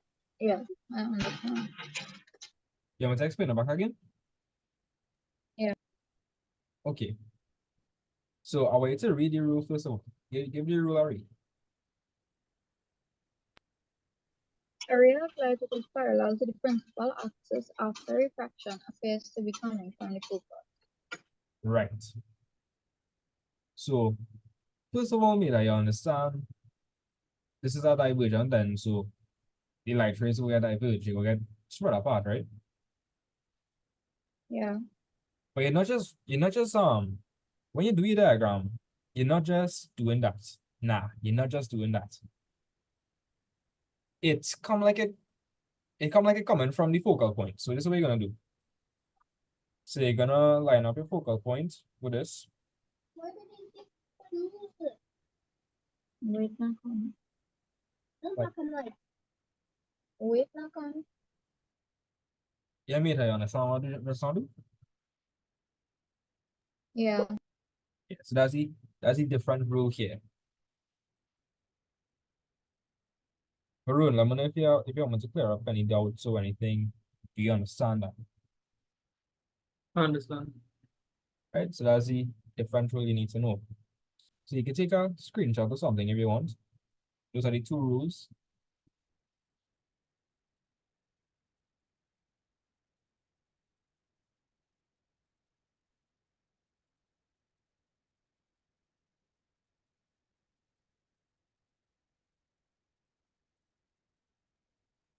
Right, so you all have a screenshot.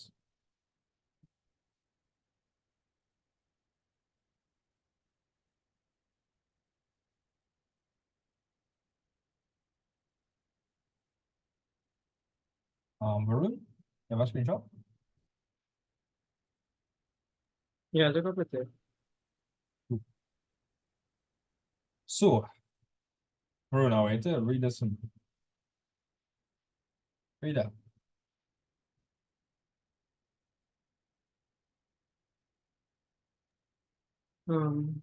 Note for concave lenses, no matter where you place the object, you will always get an image with the following properties: virtual and upright and two-dimensional. Diminished. And diminished means what? Big or small? Right. So, I will let it go crazy. So here what, right? It have like what? How much all it have in class? 7. 7? Mm-hmm. But technically it have 6, because I in that 7. Oh yeah, 6. Really? So, but thank you for including my shot. I feel like a young student there. All right. So, I want everybody to choose a different case. But here what I'm saying. If you're dealing with a concave lens, no matter where you put the object, you get the same result. You're gonna get a virtual image, meaning the forming behind, and it's gonna be smaller. So here what I'll do an example and you all could try it anyway. Here what I'm saying, right? No matter where you do it, you'll get the same result. Virtual and diminished. So we have this case over here. Object is beyond 2f. Right, Cheyenne? If it's beyond 2f, I wait to just draw an arrow for me. Draw an arrow.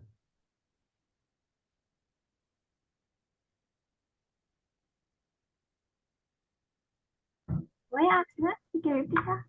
I want you to draw an arrow. Any arrow? Oh, How to be beyond 2f. so like in the middle.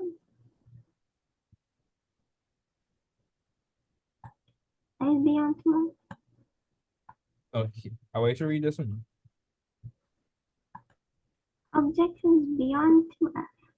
Mm-hmm. Hmm. Like are we on the next side? No. You always start off behind. You see, wait, tell more. If you put it over here, that is before 2f. We're talking about beyond 2f. So that's what we're talking about. Where you just now draw, that's correct. What I do This is run through that. oh well, yeah, that's correct. So Cheyenne, that's what I mean by beyond 2f. It passed 2f. Okay. So I wait to apply the first rule. Remember the first rule? Yeah, I gotta go to the center. Oh God, oh God.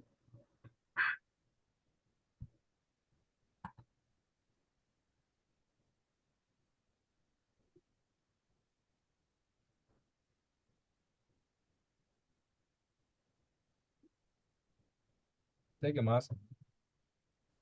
And then I go diverge.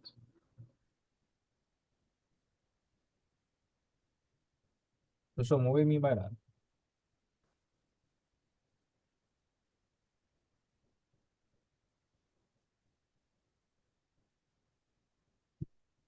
I gotta pass through the F. What is it? I gotta pass through the F and then No. This is a concave lens we're dealing with. It's draw what you're talking about and I'll tell you if it's correct or not. Draw it first. something to.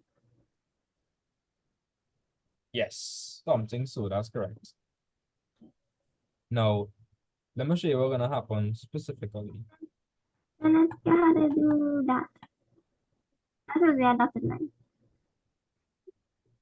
Before you even draw the arrow, you're gonna line up your ruler. like we're just now showing. You're gonna do it like this. Where are they intersecting?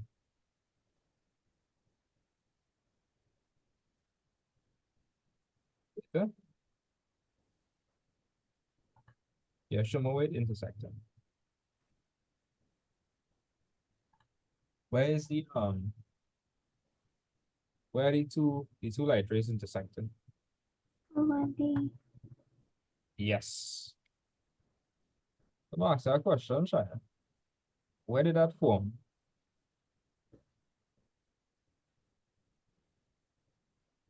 It formed before the lens, after the lens, where it formed? before. Before the lens. So is it real? No. No. Is a virtual image, and is it bigger or smaller than the object? Smaller.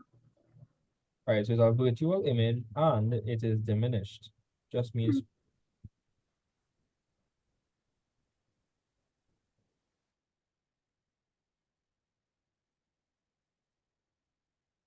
okay, Mira, you understand that clearly?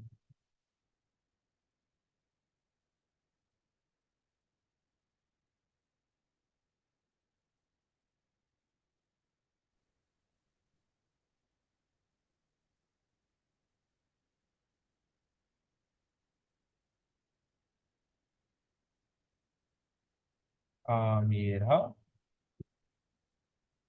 Yeah, hello? yeah, let me know if you understand that. Yeah, I understand. All right, so here what I want all you to do for me. I want all you to draw like well, I mean sketch and thing and nothing too accurate. But you know how you know what have to be met. Your focal length had to be the same distance. So I want all you to do a sketch for me, but instead of your object starting beyond 2F, I want you to draw it starting from anywhere. So I'm gonna repeat that one more time, Jonathan. Hear what I'm saying, right? I want you to draw a ray diagram for a concave lens. And I want everybody to put their object in a different place. So you could put your object over here, you could put your object over there. Yeah. Read diagram. Yeah, this is what we call a ray diagram. This is a ray diagram. Oh, Yeah. So I want you to draw a ray diagram, but instead of the object being over here, I want you to draw it anywhere else. No, over here, it had to start before the lens. So you could draw it over here, draw it over here, over here, over here, anything. I So I want everybody to draw a diagram from it, right? Nothing too, real. it's just a sketch. So give me only 5 minutes. I'll my Apple Pencil charge a bit there. Emma, you understand the instructions? Yes, sir. Varun, you understand what you're doing? Yeah, Okay, Mira, you good to go, right? Yeah. Well, I heard Desron say real, so I know you're good to go, Desron. Yes, sir. Right, so take 5 minutes and do that. I'm coming back.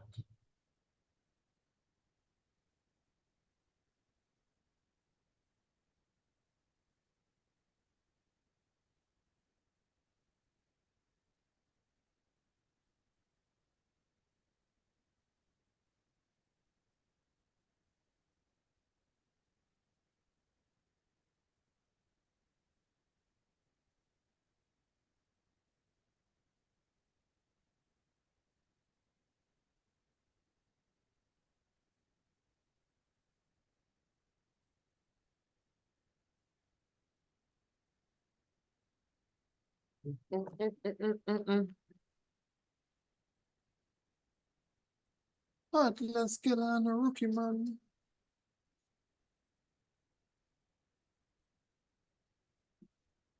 There's one of my cousin. This is running. Continue.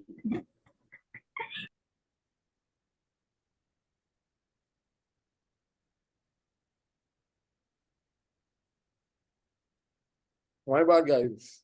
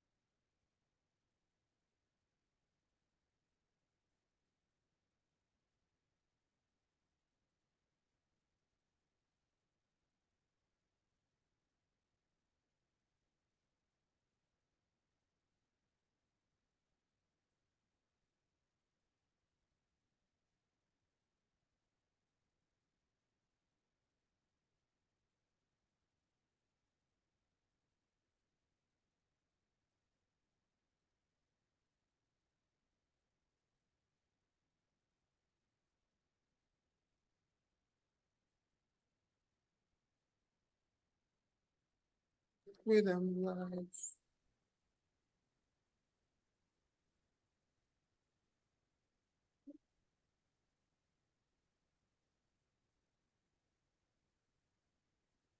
Good job.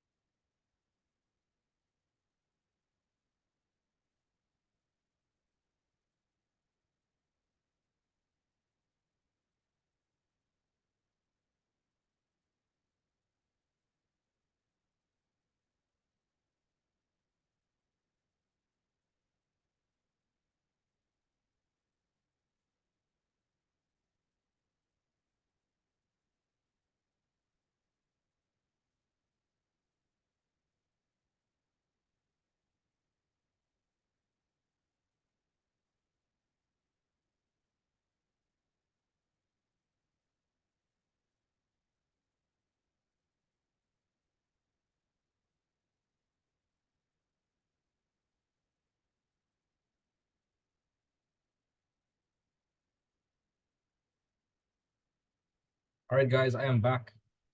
Back. Meta.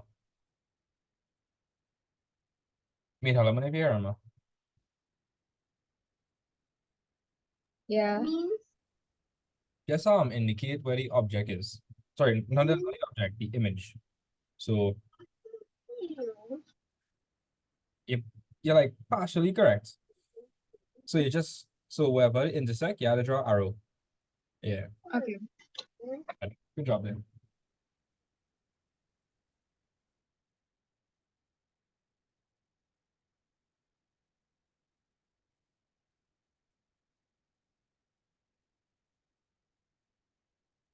Emma, you're now a master of lenses. How you feel? How you feeling? I feel normal. Wait, Cheyenne, what did you do there? That's a very, very big lens. A very big lens. Cheyenne.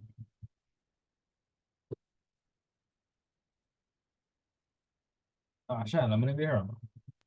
Yeah, So you didn't do it wrong. I just draw it big. Like,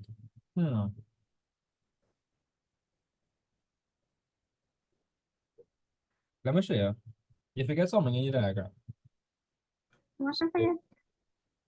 First of all, you forget the arrows to show the directional lights. So let me show you. So check it out here. This is the proper diagram.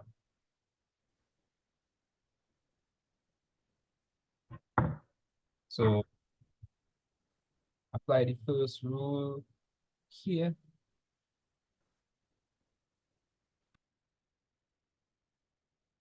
Logo Android so big you need people like exam.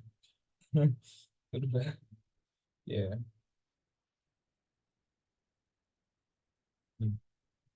Right.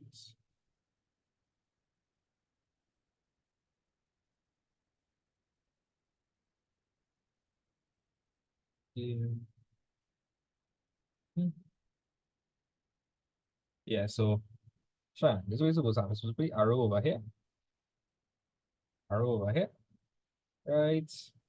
Yeah. And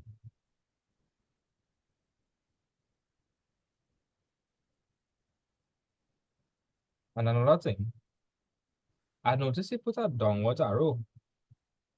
Nah, it's an upward arrow. You're gonna lose marks for that. Yeah, it's an upwards arrow. So this over here, this is your object. And this over here is your image.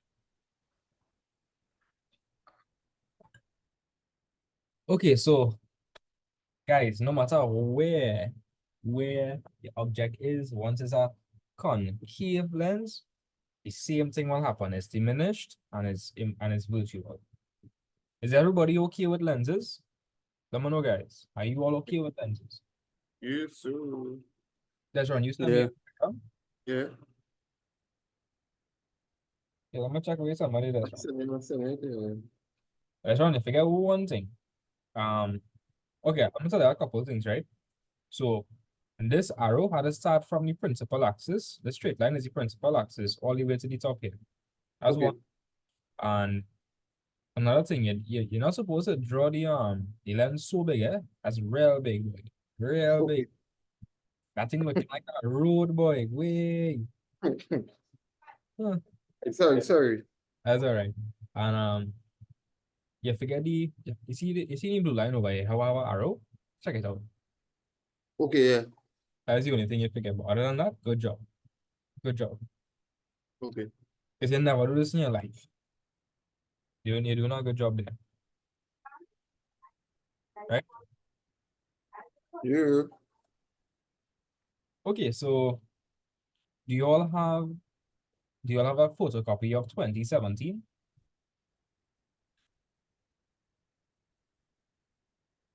Yeah. No. You number 2017 on the chat. I want to to do question 6A and B. No, for homework. No. Wouldn't take too long. Do imagine that taking too long. The convergent lens, shit. Oh. Like the first one, no? That's right. That was the first one. Yeah. Yes, right. And This is January or June. this is, I don't know, you know. I don't know. Shit. Let me Oh, check. I will check. it's February. I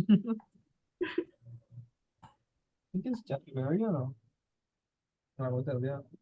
First one, the thing, and then put it on the shoot bomb, and then. That is June.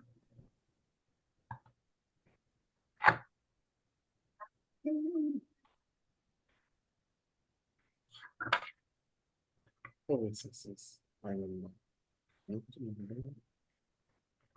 Let's run your to that. Oh, sorry. Yeah.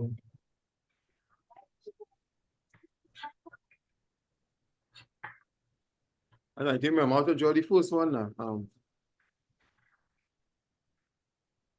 I will remember. Don't worry.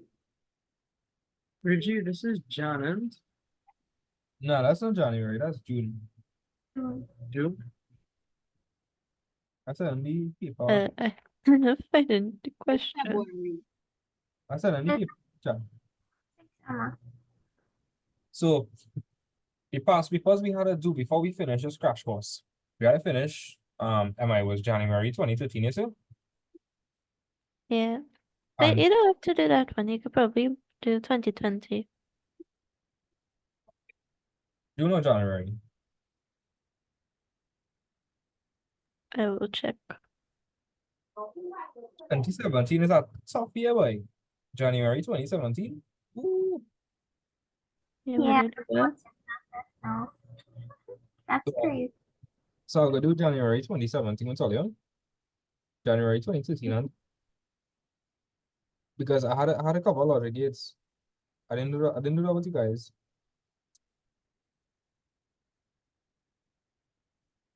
All right. So yeah, try all the lenses questions. Yeah.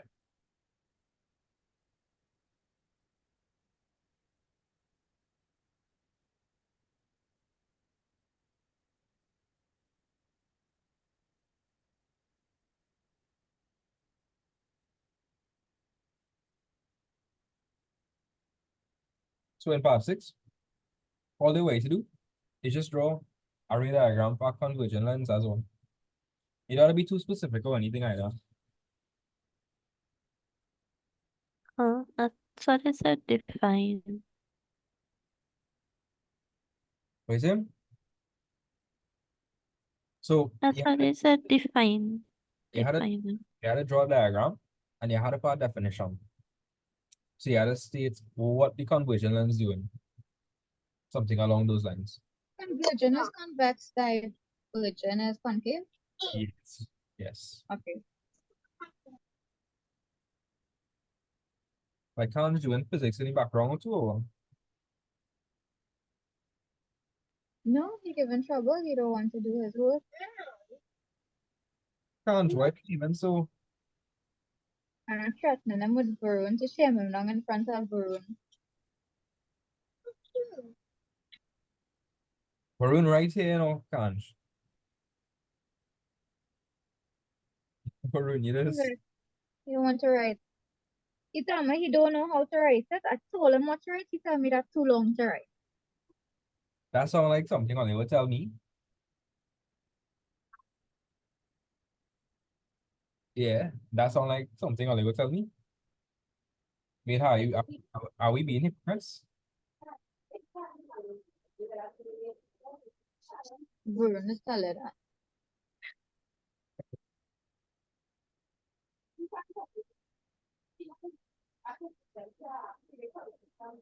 So try the questions.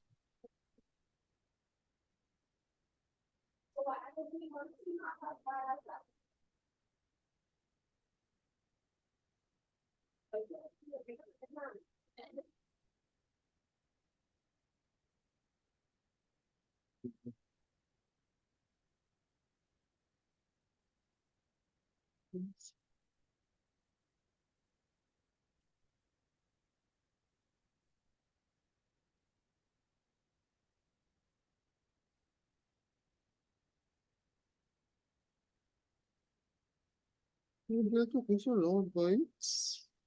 What is wrong? Going on? I know you. Oh, but that's wrong. Hey, yes, chips and nothing there. Like, it's funny, you're talking loud, eh? You gotta put on your foot, you know. Real. Hmm. I'll take set an example. Yeah. Mira, I feel like you just really keep worrying, you know. I don't know. I feel like you just worrying. Varun is the man in the relationship, man. Show her that.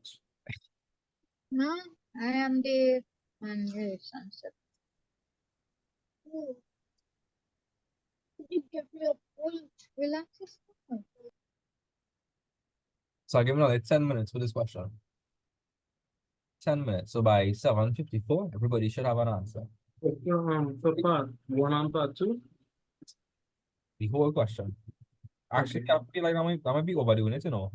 Because that whole question is 15 marks. Take until 8 o'clock. I forgot Alright. to drop the first one on Richie. What's no, eh? Nah, you know what to do for the first one. Here what they say. They say using fully labeled diagrams. And do you know what conversion lenses do? Yeah. And do you know what the diagram for that does look like? Watch. It does magnify. It does, You could choose. Okay, so for convergent lens, you could choose any one of these cases. Any one. Well, other than the last two. For conversion, you could choose any one of those two. The point is, they want you to show them what a convergent lenses do. A convergent lens does take light rays and converge it to a point. That's what they want. yeah. So try something. Just try something at least. Let's forget how to draw it now. I'll go figure it out, don't worry. I'll handle it skillful. Nice.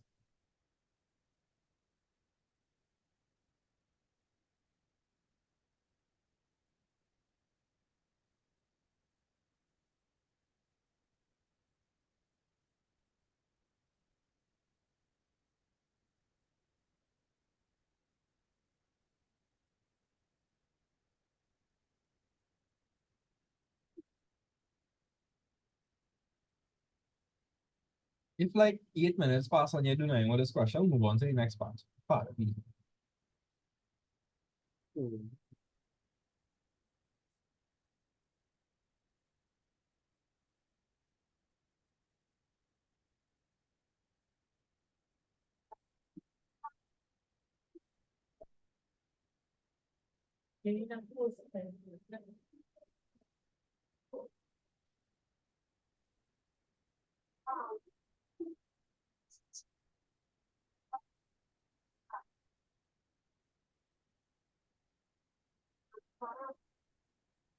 Emma, just tell me to resume your recording, right? I'm pausing it for now. Since no, we don't do anything. Mm-hmm. So they ask the principal focus. So the principal focus of a convergent lens is that would be a point on the principal axis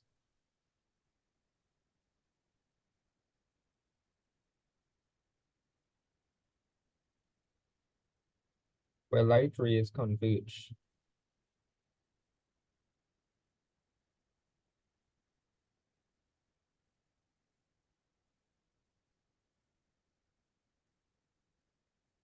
So, Mira, let me explain what I mean. So, Mira, you see where it intersects?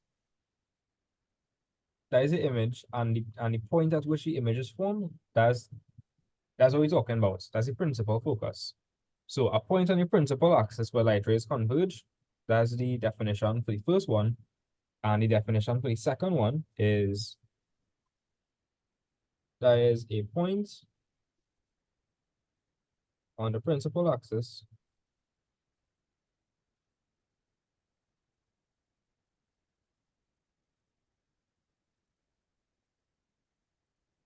where light rays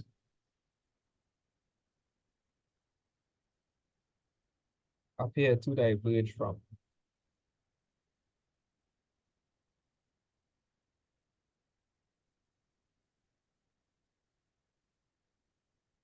That's what you had to do to get your 6 marks. Get them out for the label diagram of a conversion and diversion, and that little definition there. So the principal focus of a convergent lens is a point on the principal axis where light rays converge. We're talking about this point over here, right? And a point on the principal axis where light rays appear to diverge from. That would be over here. Yeah. Harun, I'm gonna if you're confused.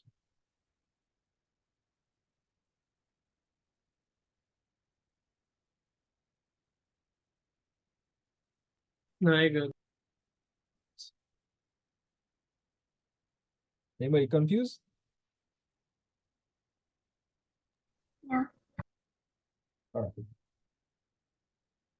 I want you all to try this question now. This question is extremely similar to the question we came up with Cheyenne. Extremely similar.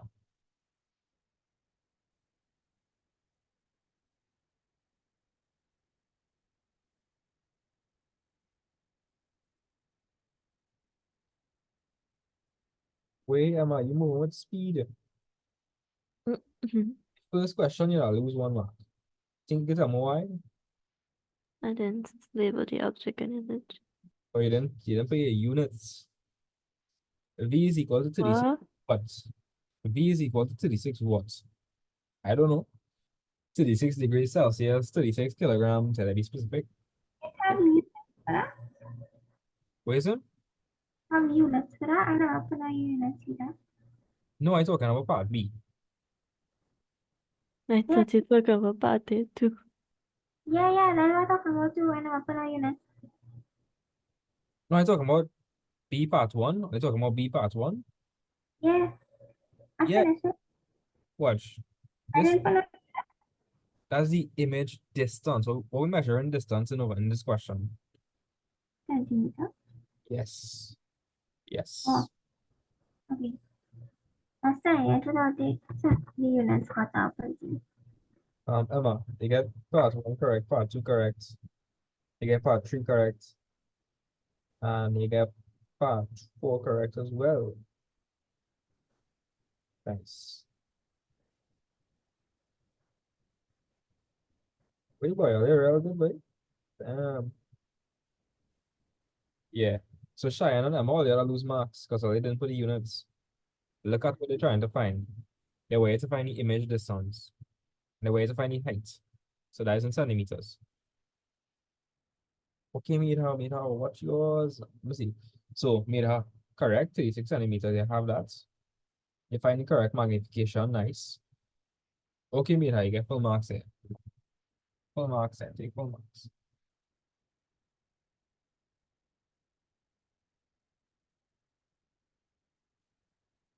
So I'll just wait for the rest of you guys. Part B.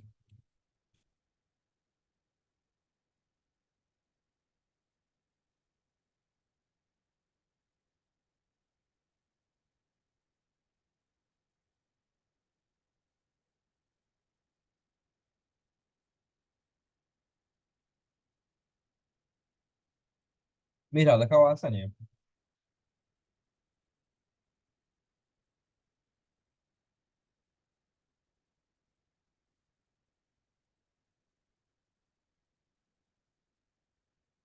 You and Peru know how to get on.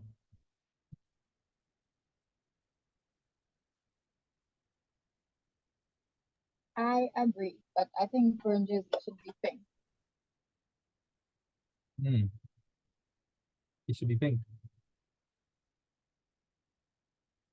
Varun.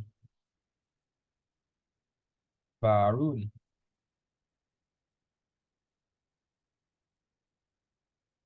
It's for a permanent name. Varun. Hello. Yeah, Varun, everything is correct there. Excellent. Excellent. Well, I Yeah. was putting the formulas in the basket. Yes, everything is correctly. Excellent job, man. Excellent job. That's what we're talking about.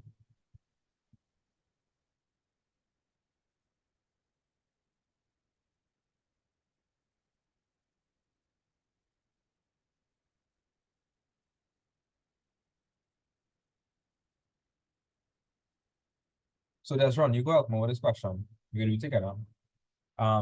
Jonathan, you getting through?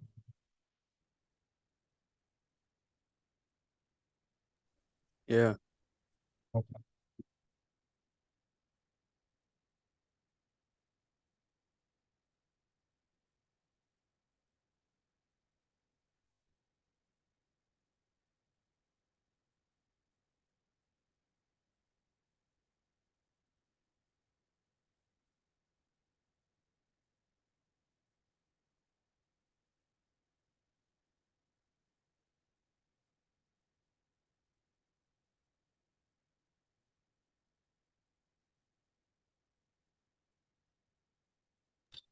So you can just scroll up the definitions you got. I'll write it down. Would you can go to number 4 and what's it now? I think it was either June or Jan. Yeah, June 2019. Number C is June 2019. Number 4. I have a balance question in it. Okay. All right. We will do that question then. That's an easy question. Ooh.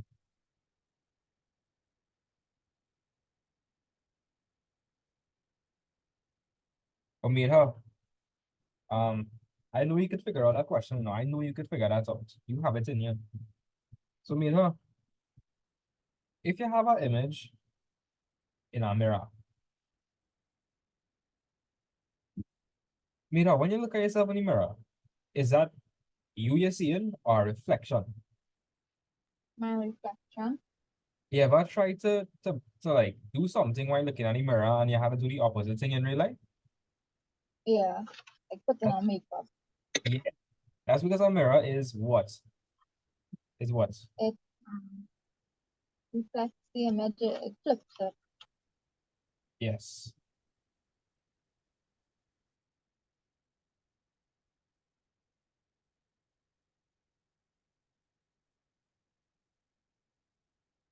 Right? So you would say they are laterally inverted.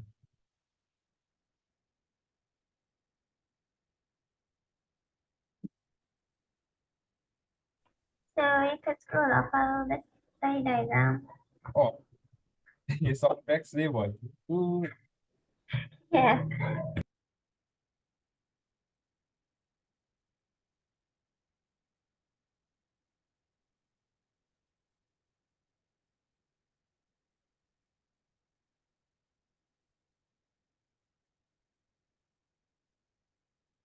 So so number one, laterally inverted. Is it a real or imaginary? Is it real or imaginary? Or real or virtual? A real? No, that's not real. That's virtual. Imaginary.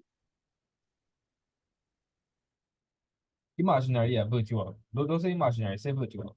Virtual. That's the maths I'm talking. Like real and imaginary numbers. So it laterally inverted is virtual. And what else? The distances equal each other. The object distance is equal to the image distance. You could say that. Yeah. And Mira, is the image upside down or is it upright? It's upright. Yes, that was well.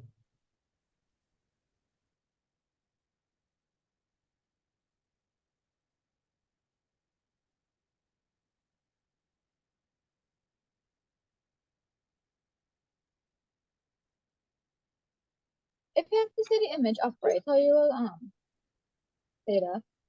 It's like, You will just literally say that. Sit down a fancy way to say that. You say the image produced, or you can say the image produced is erect. If you want to be fancy, yeah.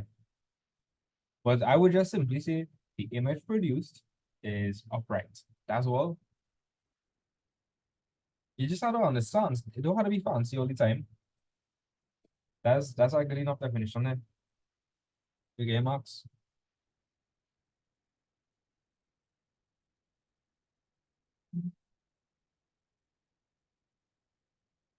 Right?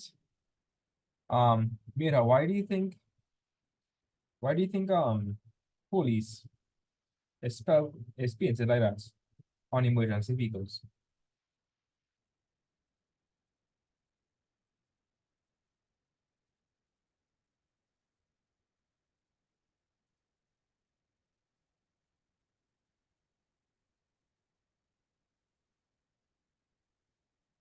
Mira, think about it. The question is just not do how to do with mirrors. If it's like emergency vehicle and you're on the road and driving, I mean, I hear me? yeah, the image would be inverted in your mirror, so you could see the word proper. Yes, yes. That's the reason. So,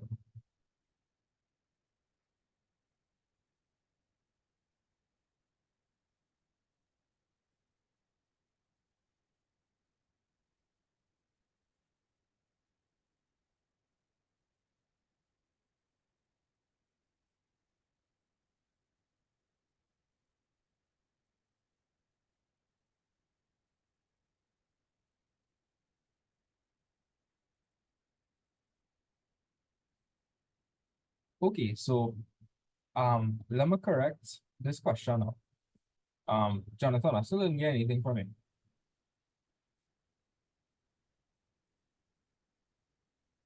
Everything all right there? Yeah, just answer the only question.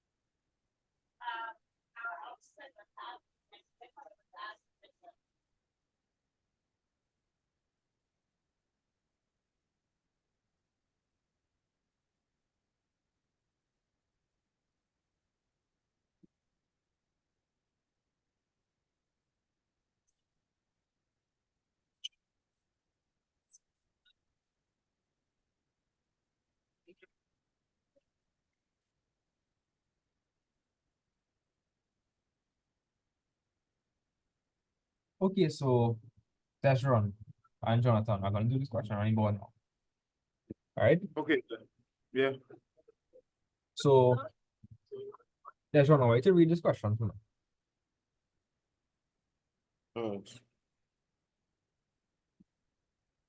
An object of height.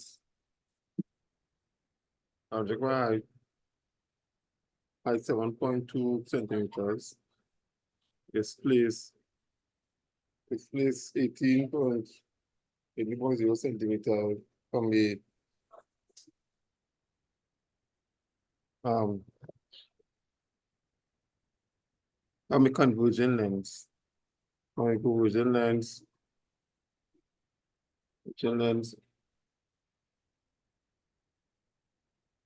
of focal length. A focal length 12.0 centimeters. Determine the Wait, sir. determine the distance. Before you do that, let me pull out key stuff one time. And Jonathan, let me do that too. So that's wrong. They're talking about object height, right? They have a specific formula that is used for this. What? Before I do that, I'm just gonna write everything they give me. So they give me object heights. What else they give me? You get very I'm trying to see Oh, sorry. is what's now.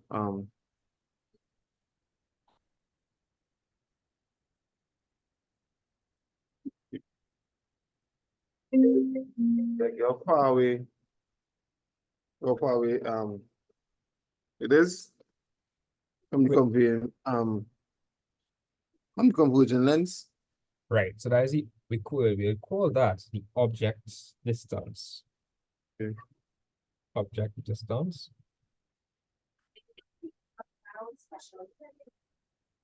Guys, we did a question similar to this. I don't know if you had joined us yet. That was this question. Oh, Which, nah. oh, you will look back at the recording. That's an important question. Right? Okay. So the object distance, that is the distance the object is from the lens. So that is 18 centimeters. And what else are they giving us? Yeah, the focal length. Right? They give us the focal length.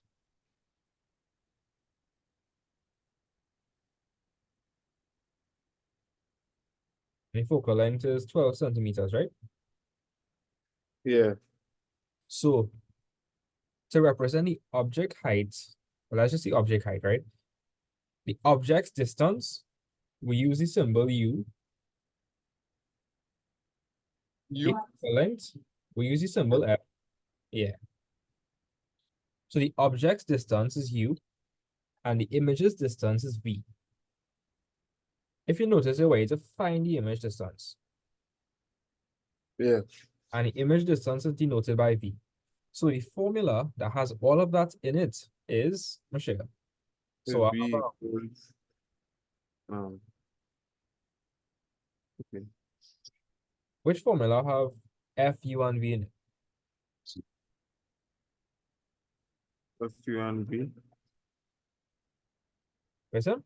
1 over F by yeah. So that's the formula we gotta use.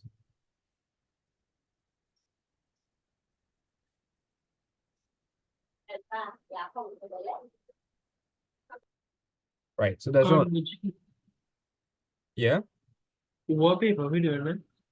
Yeah. But we're not doing any particular paper, we're doing years, like random years. Yeah, what yeah, I think we're doing like 2019. Yeah. Right. Right? 2019, May was June end. It was June. Yeah, was it? It was June end, 2019 June. Yeah. Right. So let's run. Here what we're gonna do. We know what the focal length is, we know what the object distance is, and we're trying to find the image distance from what to right.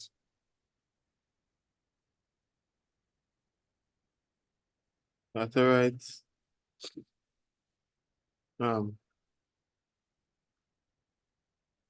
over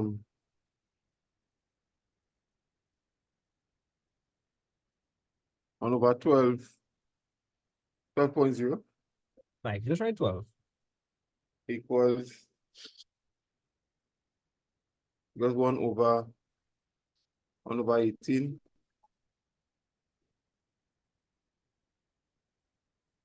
plus 1 over V. You understand? Did you do this in your weekend? Uh, You did this in your weekend? where we get 18 from? Oh wait, 18 is. Wait, did I read this wrong? So they tell you the object height and they tell you place 18 centimeters from the convergent lens. So that's the object's distance from the lens. So that's the object distance, U. Oh, What is that why it was taking so long? yeah, I mixed it up. Oh, I see. So let's run. We're trying to find for what's over here. And 1 over V. Trying to find for V. So here, what if I'm trying to find for V? Everything that isn't V, I'm going to do what? I'll put any right. Right, correct. So what do I have V in it over here? Um, this year, The 1 over 18, right? So if I move that across, so I want to write.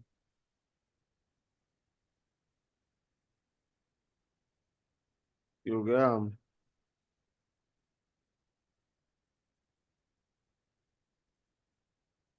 you get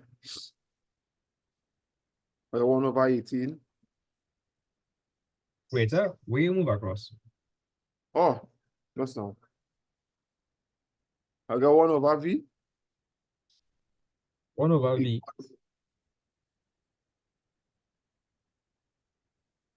equals 1 over 12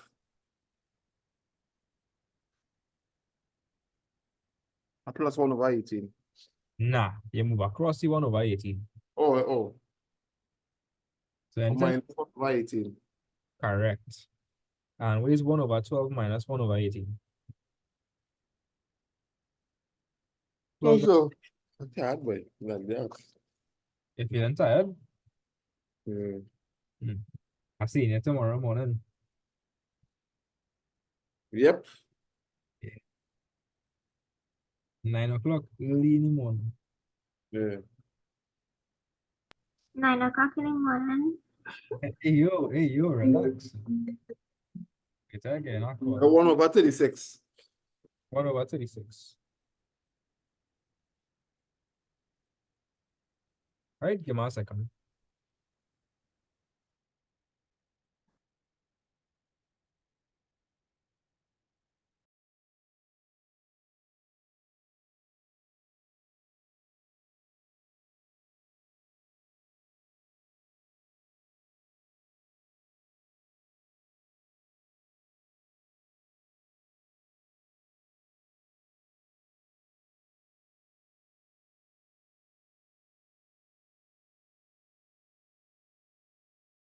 All right, and that's run. What do you think V is equal to? Huh? What do you think V is equal to? 1 over 36? Nah, that is, wait. The advanced students will know this trick. Anytime you have things that, anytime you have the equivalent thing, you can equate. So V is just equal to 36. But let's run. I'll show you the Yeah. long way to do it. I'll show you the long way. Anytime you have two fractions, you do what? So I would see. I cross multiply. Right. I have three different ways you can do this. You can say, you can look at it and say V is 36. You could cross multiply, and if I cross multiply, what again? You have V over 36? Wait, where's V by 1? Huh? What is V by 1? We cross I got, multiplying, so where's V by 1? you got V. Right, I 1V, which is V. And where's 1 by 36? You're 36. Right, so V is equal to 36. Yeah. You okay with that? Yeah. It come like you're practicing maths. Right? But that's wrong, that is not it, eh? If you have that, you get 2 marks. They want you to find the image distance, and distance over here is measured in what? What is the distance in this question measured in? Huh? So we find 36, right? Yeah. And image distance. What is distance measured in this question? You tell me, and that's not In this particular 10 question. centimeters. Right. So Jonathan, you have any problem with this question? Let me know if you're all right with it now.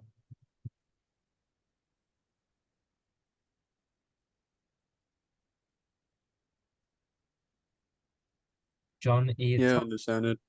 All right, nice. Okay. Jonathan, I want to help know the magnification. First of all, what's the formula for magnification? And there's V over U. Yes. So magnification, that's the image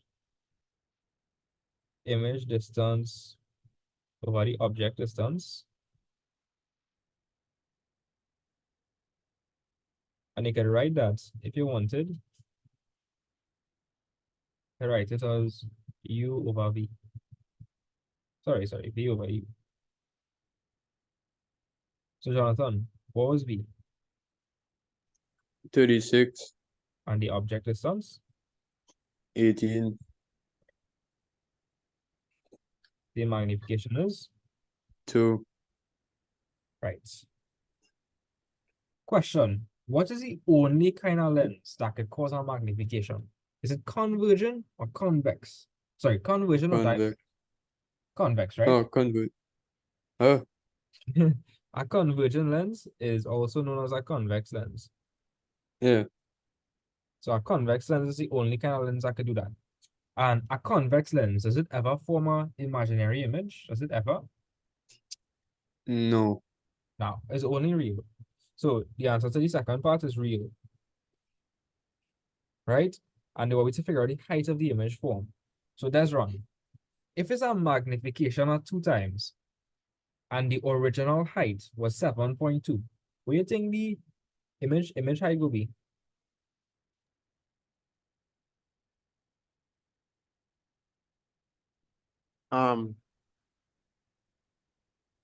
So again, magnified by 2 times. I multiplied by 2. Right. So all multiplying by 2. So multiplying so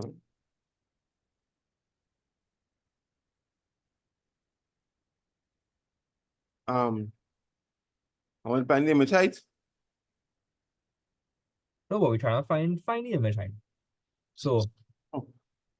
think about it. So we taking the object and we magnifying it by 2. So what the image could be? Image height.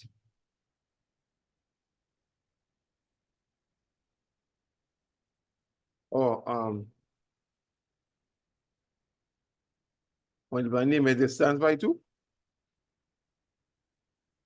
The image distance? Yeah. Nah, distance had nothing to do with this. Because we dealing with the height of the image. So that's wrong. Imagine you take the object and you multiply and you magnify it by 2 times. So if the object's height was 7.2 originally, now it's gonna be 14.4. So what you're supposed to do is supposed to take the object height and multiply it by 2. Because you're magnifying the shape by 2 or the object. So that'll be Yeah. 7.2 by 2. And that was it the first time. That's what you say? Yeah. Oh, I said the object height. I hear object distance though. I said the height first. Oh. I apologize if I heard wrong. Yeah, And that's small thing. right. Cool. So that's it for lenses there. Well, I mean, after we finish 2019, I'll give all a 10 minutes break. And when we come back, we're gonna look at Snell's law and them kind of things. Yeah. We're gonna Wait, how late this gonna be? well, class was finish 9 o'clock. We might finish like oh wait, no. Class was finish Huh? 8 o'clock. Class was finish 8 o'clock. Oh, yeah. So for this 1 o'clock, man, that's small thing. Oh, we finish on waves today. Finish on waves today. So however long it takes, finish on waves. I mean, there's not much to do. Okay. It looking like 20, but is really not much. So maybe I want to do 2019 ends. I'm doing it right now, so now. Well, I'll do the question on the board fastly.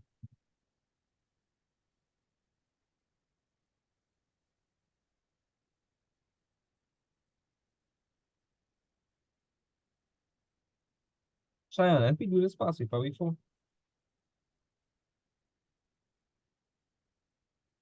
I remember doing this past. Yeah.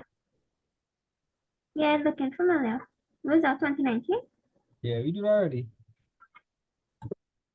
Remember when your mom had asked me to do some physics with you? And Yeah. Yeah, I remember it. It's Jan or June? this is June. All right. So, Jonathan, I want to tell me, right? So, give us a read from Jonathan.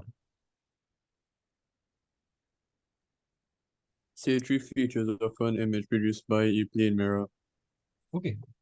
What's a plane mirror? A regular mirror. Oh, Yeah.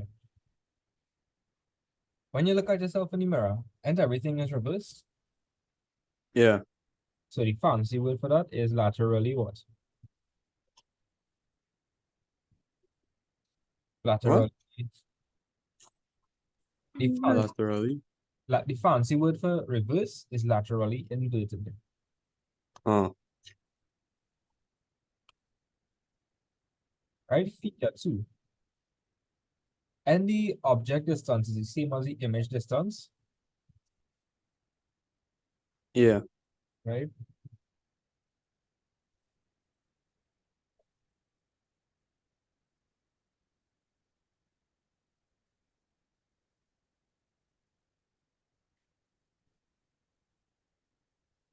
And Jonathan, you think the image form in the mirror is real or virtual? Think that's a real image or a virtual image? Is a virtual. Correct, it's a virtual.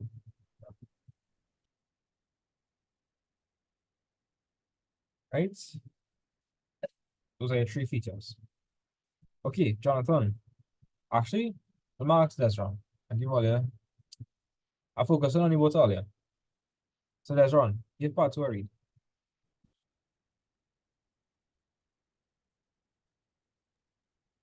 Huh?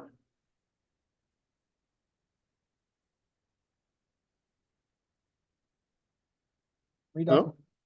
Yeah, read this one. Explain. Explain explain why the word What would I looking like? the police. Yes. Explain why the word about police is painted in this manner in front of some emergency vehicles.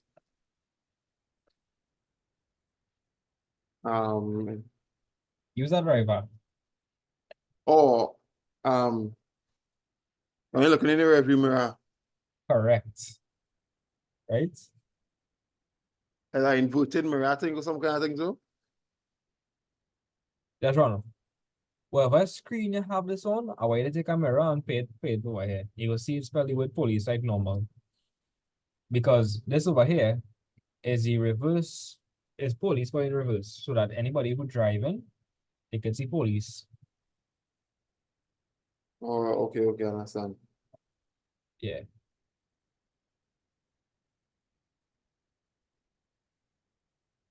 Okay.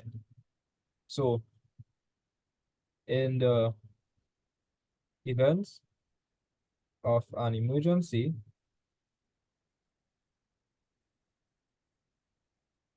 other cars on the road, on the road, would be able to read word police. In the event of an emergency, other cars on the road will be able to read the word police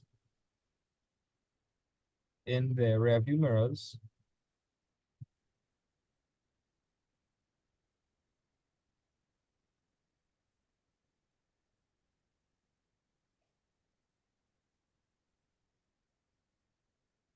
In the event of an emergency, other cars on the road will be able to read the word police in their rearview mirrors and react accordingly.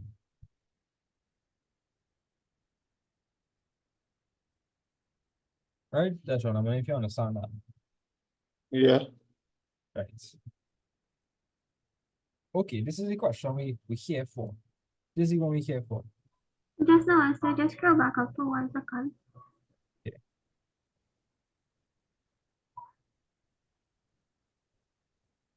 Let me just change the word class of vehicles. Your song better. Right, so in the event of an emergency, other vehicles on the road will be able to read the word police in their rearview mirrors and react accordingly. Okay, I did. Yeah, you know, I say react accordingly. If it's turning people, as soon as they see police behind them, boom, mashing that gas on them. Yeah, all right. So, who wanna help me with part B? There's only wanna help me with part B or?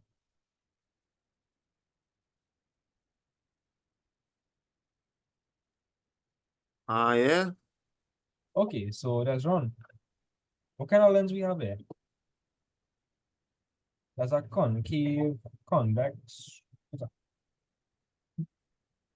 Concave. a concave. So a concave, that's a convergent or a divergent. Huh? So this is a okay, so it's a concave, right? A concave is spread apart the light rays or is bring them to a point. Either diversion, I think. Yes, it's divergent. So I want to complete the diagram from us. So after this light ray come over here, we're gonna happen to it next. See if you remember the rules for divergence. Well, light ray go there. It go in and go.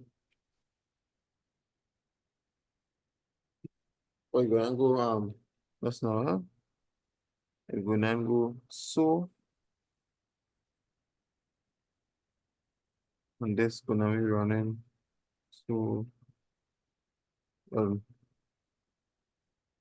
choose. No, Had a pass that's, through. Had a pass through F. Yes. yeah, I pass you off. So you're gonna be doing, yeah. Right?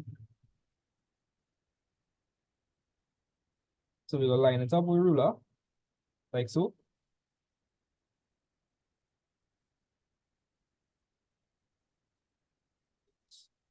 You will have to buy ships. That's running okay. Yeah. Hold on, I'm plugging my laptop here. All right. One second.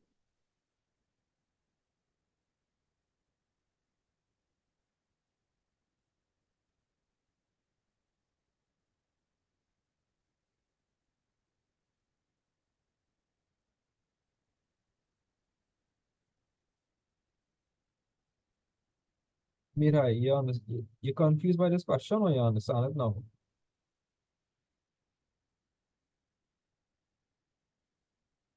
I Let me know. understand it. I So, kind of get trouble with the magnification, but yeah, other than that, okay. all right. It's progress. Yeah, I'm back. All right. Welcome back. That's wrong. So this is the way the diagram's supposed to look like. So ideally, you're taking a ruler, you're lining it up with the F and the center of the concave lens, and you're drawing your line. Draw a dotted line over Yeah. here. Right? And the arrow will be pointing in this direction. Yeah. Don't forget that. So truth be told, are easy to marks. Right? On the diagram, label the focal length F. Yeah, real easy. The focal length, that's this thing over here. So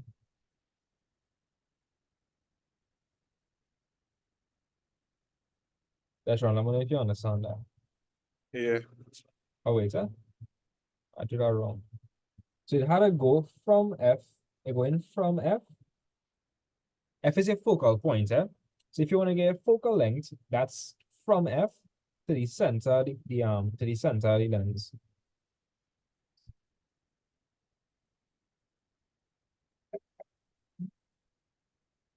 Right. Bam. Another easy one, Mark. All right. So made her get this question I read. Actually, no. Jonathan.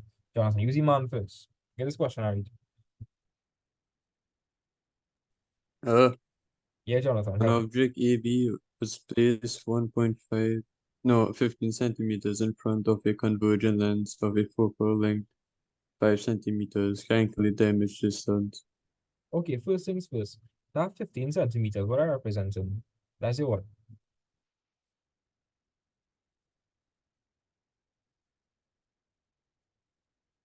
If it's Huh? if the object is placed 15 centimeters in front, this distance That's the object distance. correct. So we know what we just call the object distance. Huh? Or we just call the Oh, object distance, U. right? The image distance we just call it, V. and the focal length. That's just it. F. Yeah. And that's wrong. What's the formula we had to use here?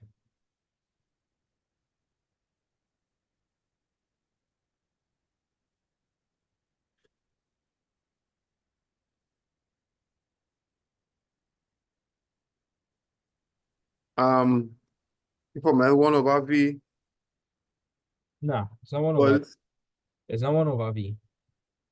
no, it's 1 over, that's not, is that him? Oh, and 1 over F? Right.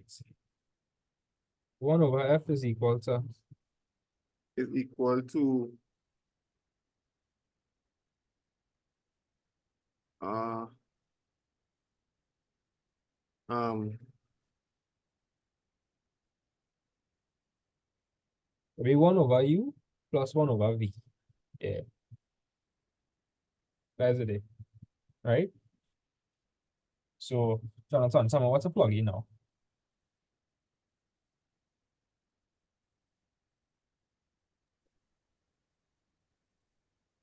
Depending the object distance, which is 15, the focal, which is 5. So 1 over 5 equals 1 over 15.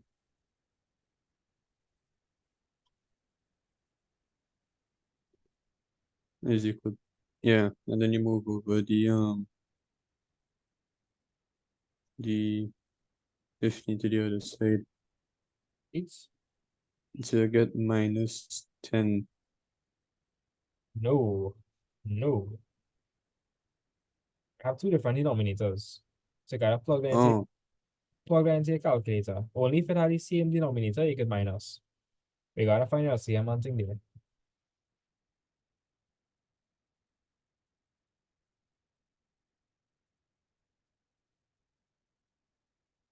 Should get 2 over 2 15. over 15, yeah. All right, so another trick, right?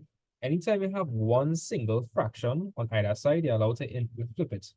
So, Jonathan, let me show you what I mean.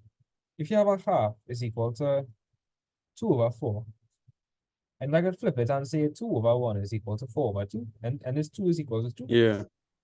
right? So flip 1 over V and you'll get 1.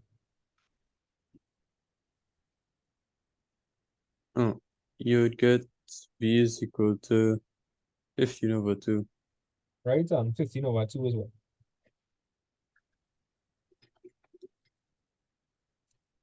7.5 And units? centimeters. Right. Bam. Easy. All right. So Jonathan, get part 2 a read.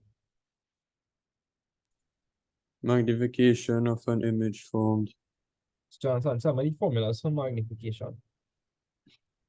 U over V.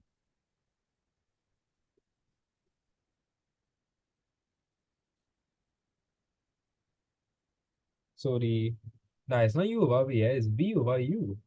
It's the image. U over U. Is the image Oh, all right, yeah. the image over the object.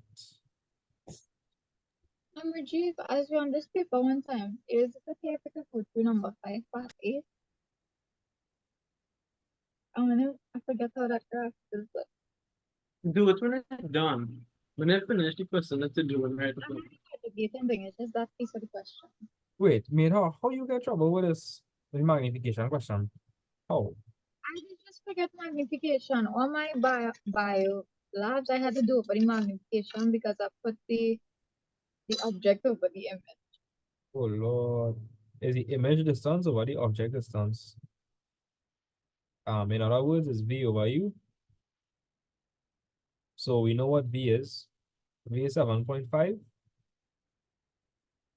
all over, Yeah, I get the magnification to be 0.5.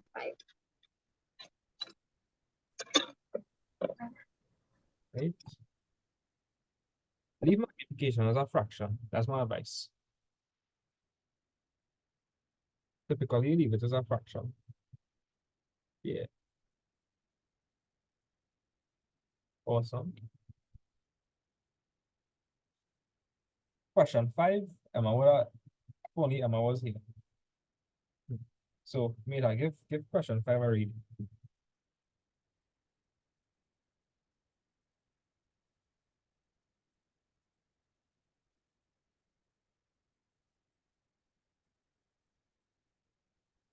Um,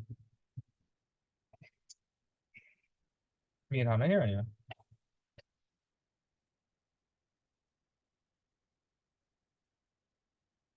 Mira, I hear Mira 12.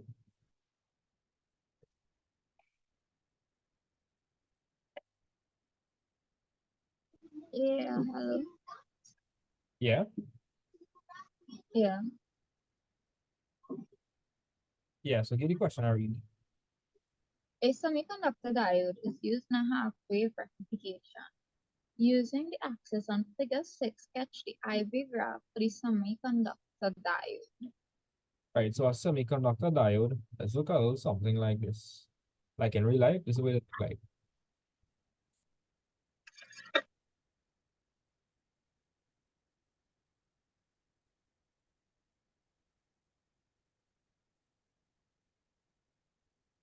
So Mira, a semiconductor diode will allow current to flow in one direction. That's what it will do. Mira, if current not flowing, you think voltage flowing? No. No. So let me show you something. Suppose we have we have a battery here.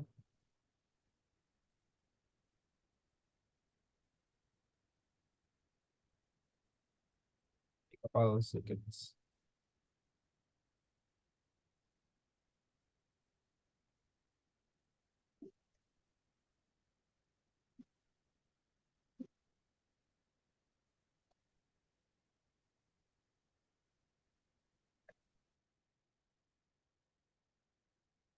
Yeah, so Mira, which one is the positive and which one is the negative?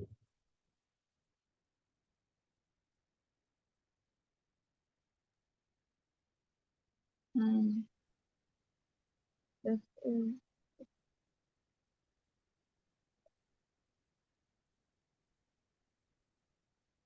The long one or the short? negative. Yes. The long, right, huh? The longer side, that is always the positive. Always. So over here I have a bulb.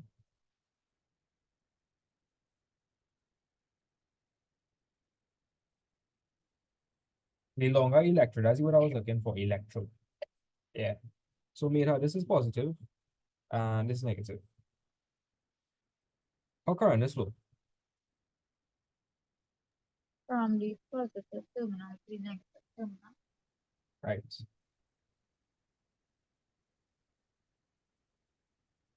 So the bulb lights, Mm-hmm. right? Bulb lights up, right? Because if you notice, the diode is in the direction of the current. You notice that? Yeah. Okay, what's gonna happen here? gonna take the same diagram,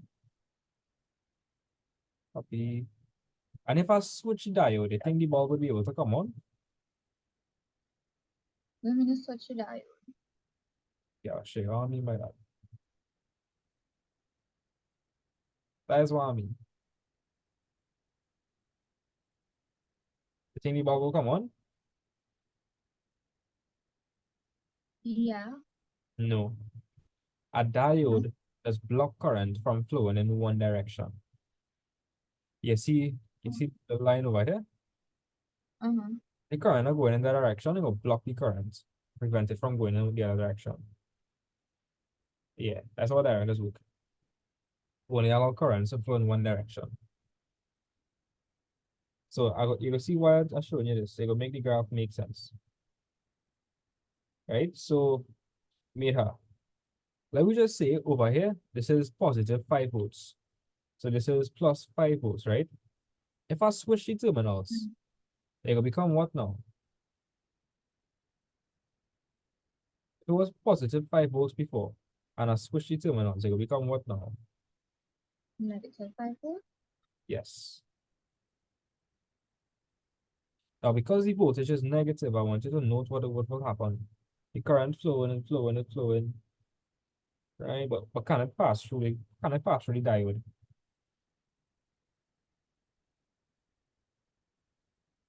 Come on, Mira, can it pass through the diode? No. No, it cannot pass through the diode. Cannot. Let me draw the actual symbol for the diode. This is the way it looks like So in in the first diagram, it allow current to flow from right to left, left wait, to right. I will draw the proper diagram. This is what diode is. This is symbol for diode. Right? So you see how this kind of looking like an arrow? Yeah. If current flowing in that direction, it will allow current to flow. But if current flowing in the opposing direction, this will block it from flowing. You understand? Uh-huh. So, Okay, yeah, well, that will block it off. so did it allow current to flow? Did it allow current to flow for the negative voltage? No. No. And if current not flowing, does it have any, if current not flowing, have any voltage? No. No. You see, like over here, just block it because it's going in the opposite direction. So no current will be able to flow. So no current. If it have no current, it don't have voltage. Current. Right? Let me show you the reasoning for that. What is Ohm's law? Some more Ohm's law is. And Ohm's law is Equals to I. right. If a current is 0, then everything will be equal to 0. Yeah. So the bulb would not light. So what point I was trying to make is, wait, I'm gonna get fancy here. Electrical engineer talking. So we call this forward bias. Call this forward bias. And we call this reverse bias. So what I'm trying to say is, if the voltage is negative, the diode will prevent the backflow of current in the opposite direction. So look at this. So me and her. And current is negative, sorry, and voltage is negative over here and positive over here, Mm-hmm. right? And well, we don't really care about current, but see if you can sketch it from now. You think current flowing when the voltage is negative? No. No. So my graph will look like that. You understand? Yeah. Because current is only flow when the voltage is Positive. right, and you call it forward.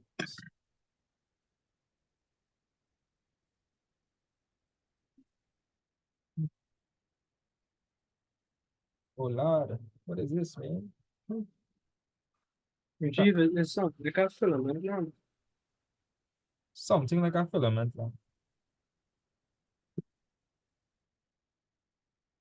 Nah, I don't want to. I want to draw it by hand then.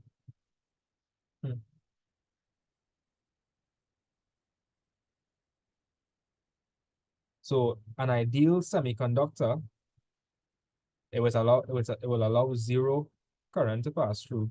Zero. It was saying like guys zero. Once the voltage is negative.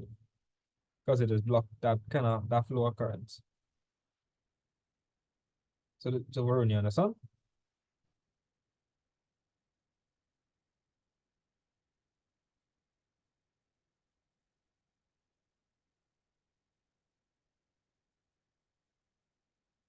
Yeah, I understand. Now a filament lamp is a lot different though. Because Varun, a filament lamp will operate like a semiconductor, you know. This is the graph that's the graph a filament lamp. All right, the When the voltage is negative and it's still in current pass, I guess a negative current, but it's still in current pass, right? But for a diode, if the voltage is negative, zero. I say it again, zero current will pass. Yeah. All right. And NAND gates. I'm not sure how to remember it. So first things first, AND gates. Meter in probability. Anytime you see AND, what operation is AND?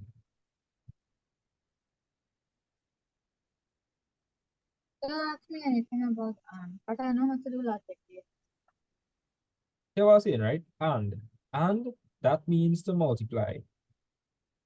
Right? So we're going and since you have n, that means you're gonna do the opposite. So you're going to multiply your inputs and then do the opposite. So where's 0 by 0? Wait, where's 0? Right? 0. And since it's a NAND gate, you go inverse it. So the opposite of 0 is 1. 0 by 1 is 0. 1 0 0 0. Not quite. 1 by 0 is 0 again. So the inverse of that'll be 1. Then 1 by 1 is 1. So the opposite of that is 0. So it's 1 1 1 0 0. Oh, sorry, 1 1 1 0. Yeah. Come on, if you No, understand. and it's supposed to have 2 1s to make a 0. Wait a second. No, and gate is supposed to have 2 1s to make a 0. No, for AND gates, if it's an AND gate, 2 1s make a 1. The operation for AND gate is to multiply. And if it's a NAND gate, and this is like a blender, a hand blender. blender. Like you never plug it on and it twisted, nothing ain't gonna happen. You plug it on and it twisted, nothing ain't gonna happen. You twist it and you never plug it on, nothing ain't gonna happen. But you twist it and you plug it on and it will happen. You're blind. I don't remember it like that.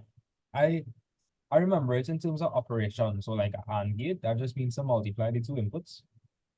And NAND just means to do the opposite. So if I get for AND, you just Yeah. No, I talk about the NAND, the AND gate. And then what the NAND gate, get us pretty opposite of that. yes. You know, I write down the correct thing, I was just saying the opposite thing. I do it correct as no. Oh. So we're gonna try to make sense of it on. So let me just say it has 0 0 1 1. 0 means a off state. 1 means a on state. Say that if tell me the example the blender you just want to use. Trying to So, like, on it. Did you repeat that? so you plug on the blender and you have the cover. No, wait. You do plug on the blender and you do twist the hand blender. And then you got to twist it. Yeah, You, phase you one. wouldn't get any. Right.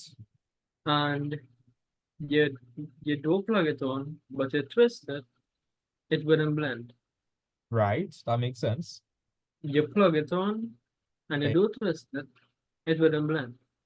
Yeah, But you plug it on and you twist it, it can blend. that's a good way to remember it. That's a good way. Both criteria must be met.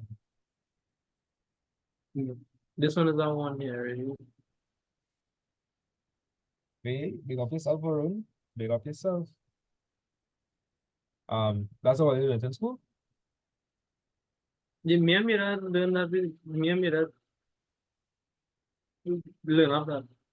Okay, okay. I see. Well, this is how Gopal showed me to do it when I was in school. Yeah. And ever since I just stick with my plus this is how I learn it when I do pure maths. When you do pure maths, you know one, you gotta do real plenty of this. I'm sure you want um look at this. Look at truth tables in Unit 1 pure maths. Watch this.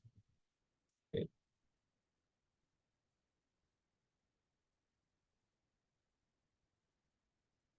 So truth just means one, false means zero. It's the same kind of thing. Yeah. So Yeah. is it okay if we go over that part A briefly again? I just missed out the beginning piece when you were explaining it. Okay. So Emma, you understand what a diode is? Do you know what a diode is? Like, is used to convert AC to DC? But you don't understand the working principle of it. Mm. Okay, a diode primarily just blocks current from going in one direction. So that is why you could use it to convert AC to DC. Because entering different periods of the graph, you have negative and you have positive, negative, positive. You could use a diode. You could use a diode to prevent the flow of current during a specific part of the cycle. Let me explain back the question to you. So, Emma, this is what diodes look like, right? And I was saying, right, a diode does only allow current to flow in one direction. It's like I cannot check valve. You understand? Mm-hmm. It only letting current flow in one direction. So enter kind of looking like an arrow. Yep. Right. So if current going in that specific direction, current will be able to flow, and as such, the voltage will have voltage. Right? But let me just say, and by the way, we call this forward bias. Call this forward bias because the current passing through forward bias. Let's just say you switch the terminal. If this was plus 5 volts, it's going to be minus 5 volts. If you notice the current going in the opposite direction, but look at that, the diode is doing what? Is it allowing current to flow through or blocking the current? And blocking the current. Right, and if you don't have no current, you wouldn't have voltage. Recall V is equal to IR. If the current is 0, then your voltage is 0, right? Mm-hmm. So is there a potential difference across the bulb? A voltage. Have a voltage across the bulb? No. No, you don't have a voltage because the circuit didn't get to complete. You realize that? Mm-hmm. So will the bulb light? Nope. No. So what I'm trying to say is, for negative voltages, diode does prevent current from going in the opposite direction. So when the voltage is negative, there's zero current flowing. And it's only when the voltage is positive it's allowing current to flow. You understand? Mm-hmm. Yeah. Right. Yeah, so that's it for lenses and a little bit of logic gates and some IV characteristics for diodes. Are you want to continue with waves tomorrow or take a break and come back to it? Still a good bit to do. Tomorrow. Well, let's see.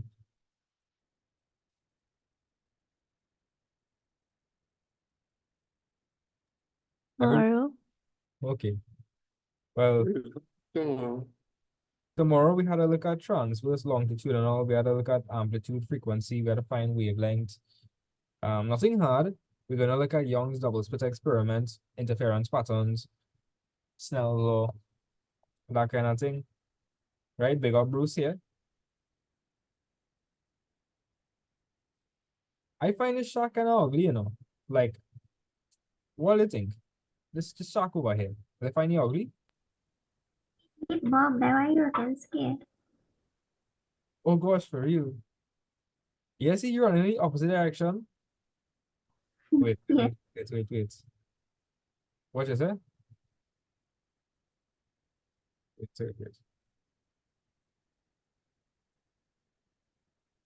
Oh gosh. Oh my god.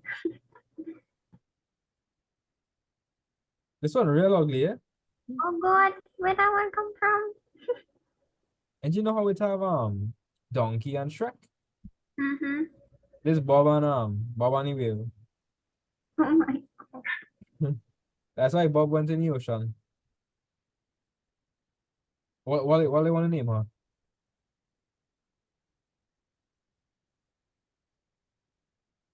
Ugly whale. Nah, that too basic. That too basic. Too basic. Ugly. I mean, too basic. Too basic. Gotta get creative. We should call it sharp. Yeah. Ugly calculator. Yeah. Cheyenne, have any girls you dislike that we could call this? Rat. Name it rat. Rat? Lizard. My sister not so ugly. I just call my sister Rat. My sister not this ugly. Oh my god. Rat is a next person name. Little rat. You had to name it like Anna, Caitlin. No, Mhm. Caitlin. I know, you know what Caitlin, you know. I hear Caitlin in real trouble. Oh god. That am my bestie. This, I don't know, this, when I look at this, I give it Emma vibes. Like, I don't know. Emma, like, Yeah, no, Emma. this is, who this is boy? I feel like it's Cheyenne, you know. Like Cheyenne. Yeah, Cheyenne. Which one is me, boy?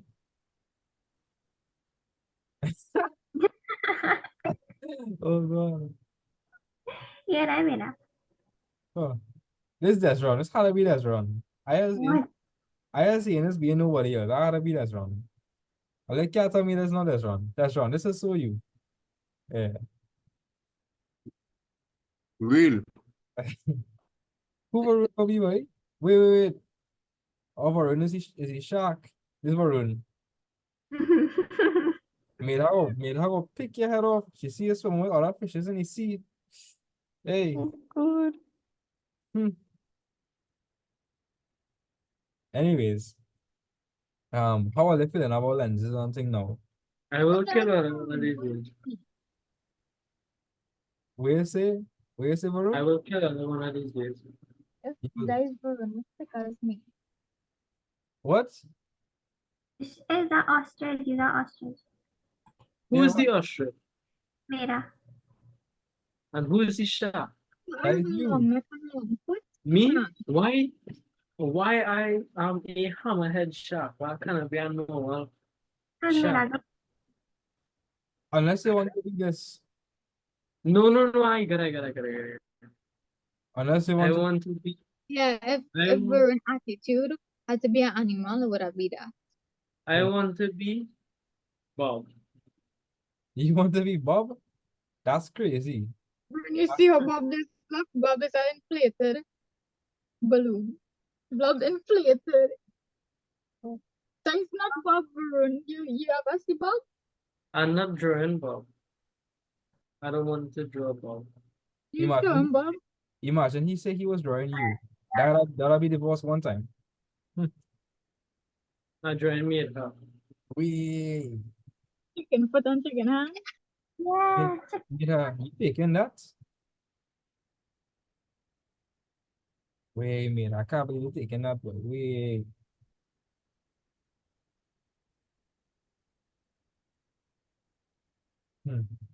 With me at her. So beautiful. So elegant, just looking like So a elegant. Just looking like a Girl, wow. Rajiv. Wait, So should I- beautiful. So elegant. Just Rajiv. looking like a wow. Rajiv Varun. Hey, Rajiv? Everybody just harassed me. Somebody had harassed with Yeah, I'm Rajiv. gonna draw Rajiv. wait. I'll forget. Wait, We don't want to replay the last maths class. I'm gonna draw Rajiv. Oh yes, yes. Can't cuss something. I'll never hear him cuss. That's good. I did. Oh, I wasn't cursing you though. I was just joking. For shucks. We have. I said, man, where is that? Can't be me. Wait. That's crazy. I the professional artist. Let's give me 2 minutes. That's There a, it is. that's a No, whole but wait, giraffe, boy. open. That's a whole giraffe. I can do a glass, okay? What? Can't say my name?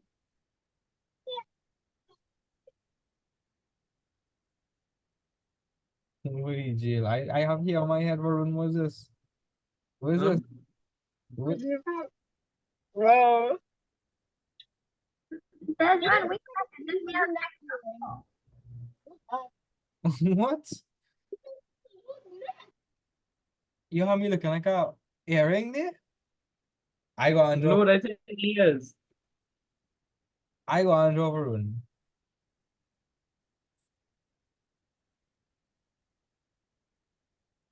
Ah, well, it's fixing up. Rajiv so nicely. Thanking me and her.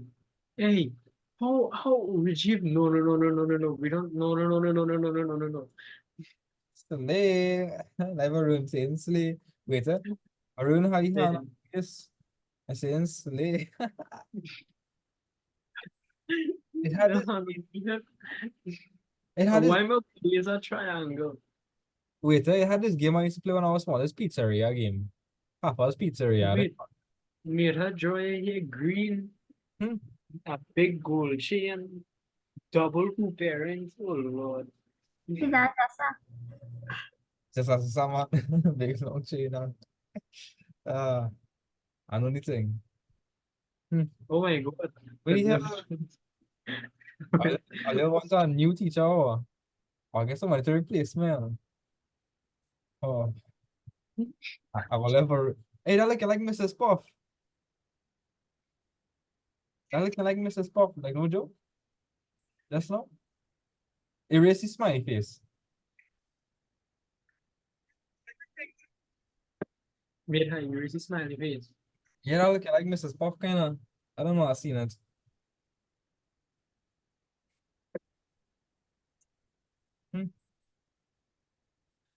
Varun look like he wiping his butt on me.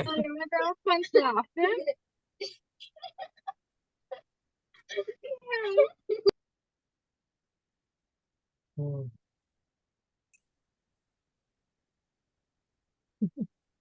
Oh my God. So rude. I tired, guys. I go in for the night. Tomorrow, we're gonna look at electronics. And we're gonna finish. Well, we're gonna finish up waves and optics, and we're gonna do electronics. And Hooke's law. I do now well, I did that in my phone for class. I started joining my phone for class, but I'll see if I get time for that. Hooks law is Okay, yeah. Hooks law is like a 30 minutes thing, you know. Hooks are real easy. Yeah, I just need some review on it. If there's anything, I can just put some 30-minute videos. Round I go one. watch some tonight and I go let you know if I need help in it still. Okay. All right. Made her stupid. That's a me that's fun, that's sorry. Ah. All right, guys. Well, I go on there. Are you on an answer? Alright, no, good night, Rajiv. Does one know? Does one know come out? Sorry, Drew. It's everybody. It's a